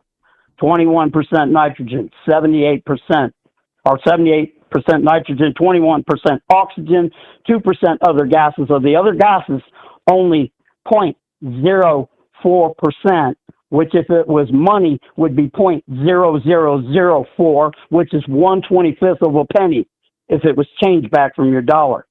We're actually in a drought of CO2. Anyway, God bless you. Great show tonight, Anthony. Waiting for your opinion. God bless you. Take care, America. Love you. Thank you for the call. Appreciate it. All right. Shout out, man, for the call. Most certainly appreciate you guys. And shout out to you guys for watching. I got a little bit more time. If you want to call in before I wrap it on up, put the bow on top. The number to call, 706-406-3287. And again, shout out to you guys for being here. You guys are the best audience anywhere on these interwebs. All right. You guys see multiple languages? Okay. Yeah, the Common Core stuff, I don't know. It's just, I get what they're trying to do, but I don't think it is as effective as they believe. All right, that's just my humble opinion, though. But again, shout out to you guys for rocking and rolling with me. Y'all know, I know I appreciate you because you guys are the best. All right, where we at? Let me read some of the comments here. Best show on YouTube. Thank you, Amp Draw. I appreciate you. You know, y'all know I couldn't do it without y'all, so thank you. I appreciate y'all 100%. All right, let's go to, who am I speaking to? 437 on the line. Anonymous caller. Question here for some of your listeners and viewers. Why is Trump apparently giving the Taliban $40 million a week? That's like giving them a lottery every week. Why are they getting $40 million per week? And as for the last caller, just to explain, when there's inbreeding through incestuous pedophilia, it shrinks the brain. That's the reason why they're like that. So why is Trump giving the Talibanis $40K per week? Is it 40 million or 40,000? Either or, that's a whole heap of money, but I think it's $40 million per week. They shouldn't be getting anything. Some people can't afford food or a bed to bounce on. Well, I don't know exactly what the number is, and I think he might be a little bit confused himself, and I don't know why he's doing it if he is doing it. Well, that's a lot of money, man, because a lot of people can't afford food or a bouncy bed or a French lesson. Next is a lot of people say these illegals are allowed to come in because we're not making babies. That is so backwards. When you have the third world making what they can't afford, that creates their own poverty. So to imitate the third world creates a third world. That's the most idiotic thing to do. But when it's not the politicians' money and it's our money incentivizing them to come invade here where they weren't invited, where they weren't asked to come, we don't need them, we don't want them, we don't need them, we didn't ask for them, is because we ourselves cannot get what we need and to attain our goal. We have to earn it. They come here, get licenses they can't, they probably got it illegally, they entered illegally, then they park illegally, then commit other acts of indecency, also illegally. And when they get caught, the assumption is, oh, well, they're so innocent because they don't speak English and they're new here. And my say is this: if you teach them through consequences instead of patting them on the head and giving them 2 free biscuits and 10 scoops instead of 1 for acting like they don't speak English, you won't be fueling the problem. But when the government is paying up to $80K for them to choose to live in a city they were never invited to, while people here can't even get their affairs together, it makes people who are older in their 30s and 40s keep the can up the road and we get punished for being born and raised here. And when we go to a store and we're rejected, it's because there's no money being bribing the managers to hire people who aren't even citizens. It makes no sense, but it makes a lot of dollars to hire those who are not qualified, which is why you find all these unqualified replacements damaging the integrity of everything. There used to be programs that will cost next to nothing, especially if people are on farewell to learn how to drive these big rigs. Now, now that certain specific cultures that flooded the place were getting all these free courses at taxpayers' expense, they've killed people left, right, and center. They've flipped over the construction site scaffolding where those big machines are. And because of these same exact cultures mashing everything up, now the course takes longer than a law course and costs us more than an arm and a leg. So they came in, got everything for free, saw the country pretty and nice. And if you look at the after versus the before, you'll see the correlation of destruction that correlates with the amount of them that are coming over here. If the government says, hey, we'll pay you natives of this country the money, a jumpstart money of like $300K to get a jumpstart on a house or a condo and make a family, and pay you to get pregnant, then it'll ease things up. Right on. But if they're going to give your parents and our parents our pension to pay these people to come here, mess everything up, we already know what goes down over here. We're ahead of you guys and everything you're only talking about now. It's a setup for destruction to damage our communities. You got segregation coming back in the swimming pool where you're not allowed to be in our neighborhood at certain days of the week if you're not female only according to Hindus, Pakistanis, and Muslims. It's like we paved the way to get rid of this and they're bringing it back. And who's paying for it again? Who's paying for it again? This is out of control. This is segregation, 1922. Right on, man. Well, thank you for your call. Most certainly appreciate you.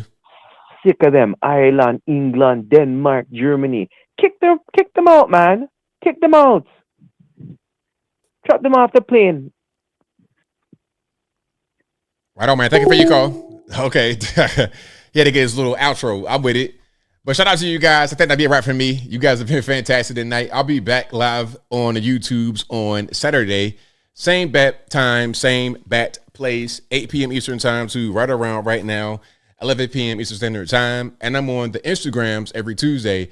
Thank you guys who were there on Instagram last night. I appreciate y'all. That was a good show. And I got some short clips coming from that as well.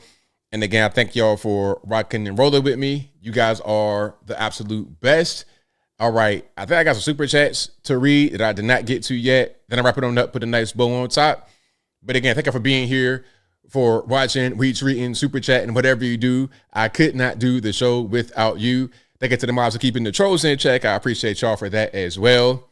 Also, you're listening to an audio streaming podcast. It'll be available on your favorite audio streaming platform, whether that be Google Play, Spotify, Apple iTunes, etc. Link for that will be in the description, or just visit your favorite audio streaming platform and search ABL Live. I should pop right on up. All righty. Super chats on that. Let's read these right quick. Wrap it on up. Put the bow clean on top. Thank you to, where are we at? Thank you to Gregortron, who says maybe Waymos are Decepticons. What do you think? Hey, they could be. They could be. Hey, wait till you see one of these vehicles one day just transform right in front of your eyes. That'd be crazy. Anyway, thank you to Twisted Clown, who says ABL going to end up on Maury. You are the father. I shall not be. Thank you to Twisted Clown, who says Granny. I ain't going to read that one, but thank you for your super chat, man. I appreciate you. All right. I think that will be a wrap for me. So until next time, y'all be safe. I'm out, and peace.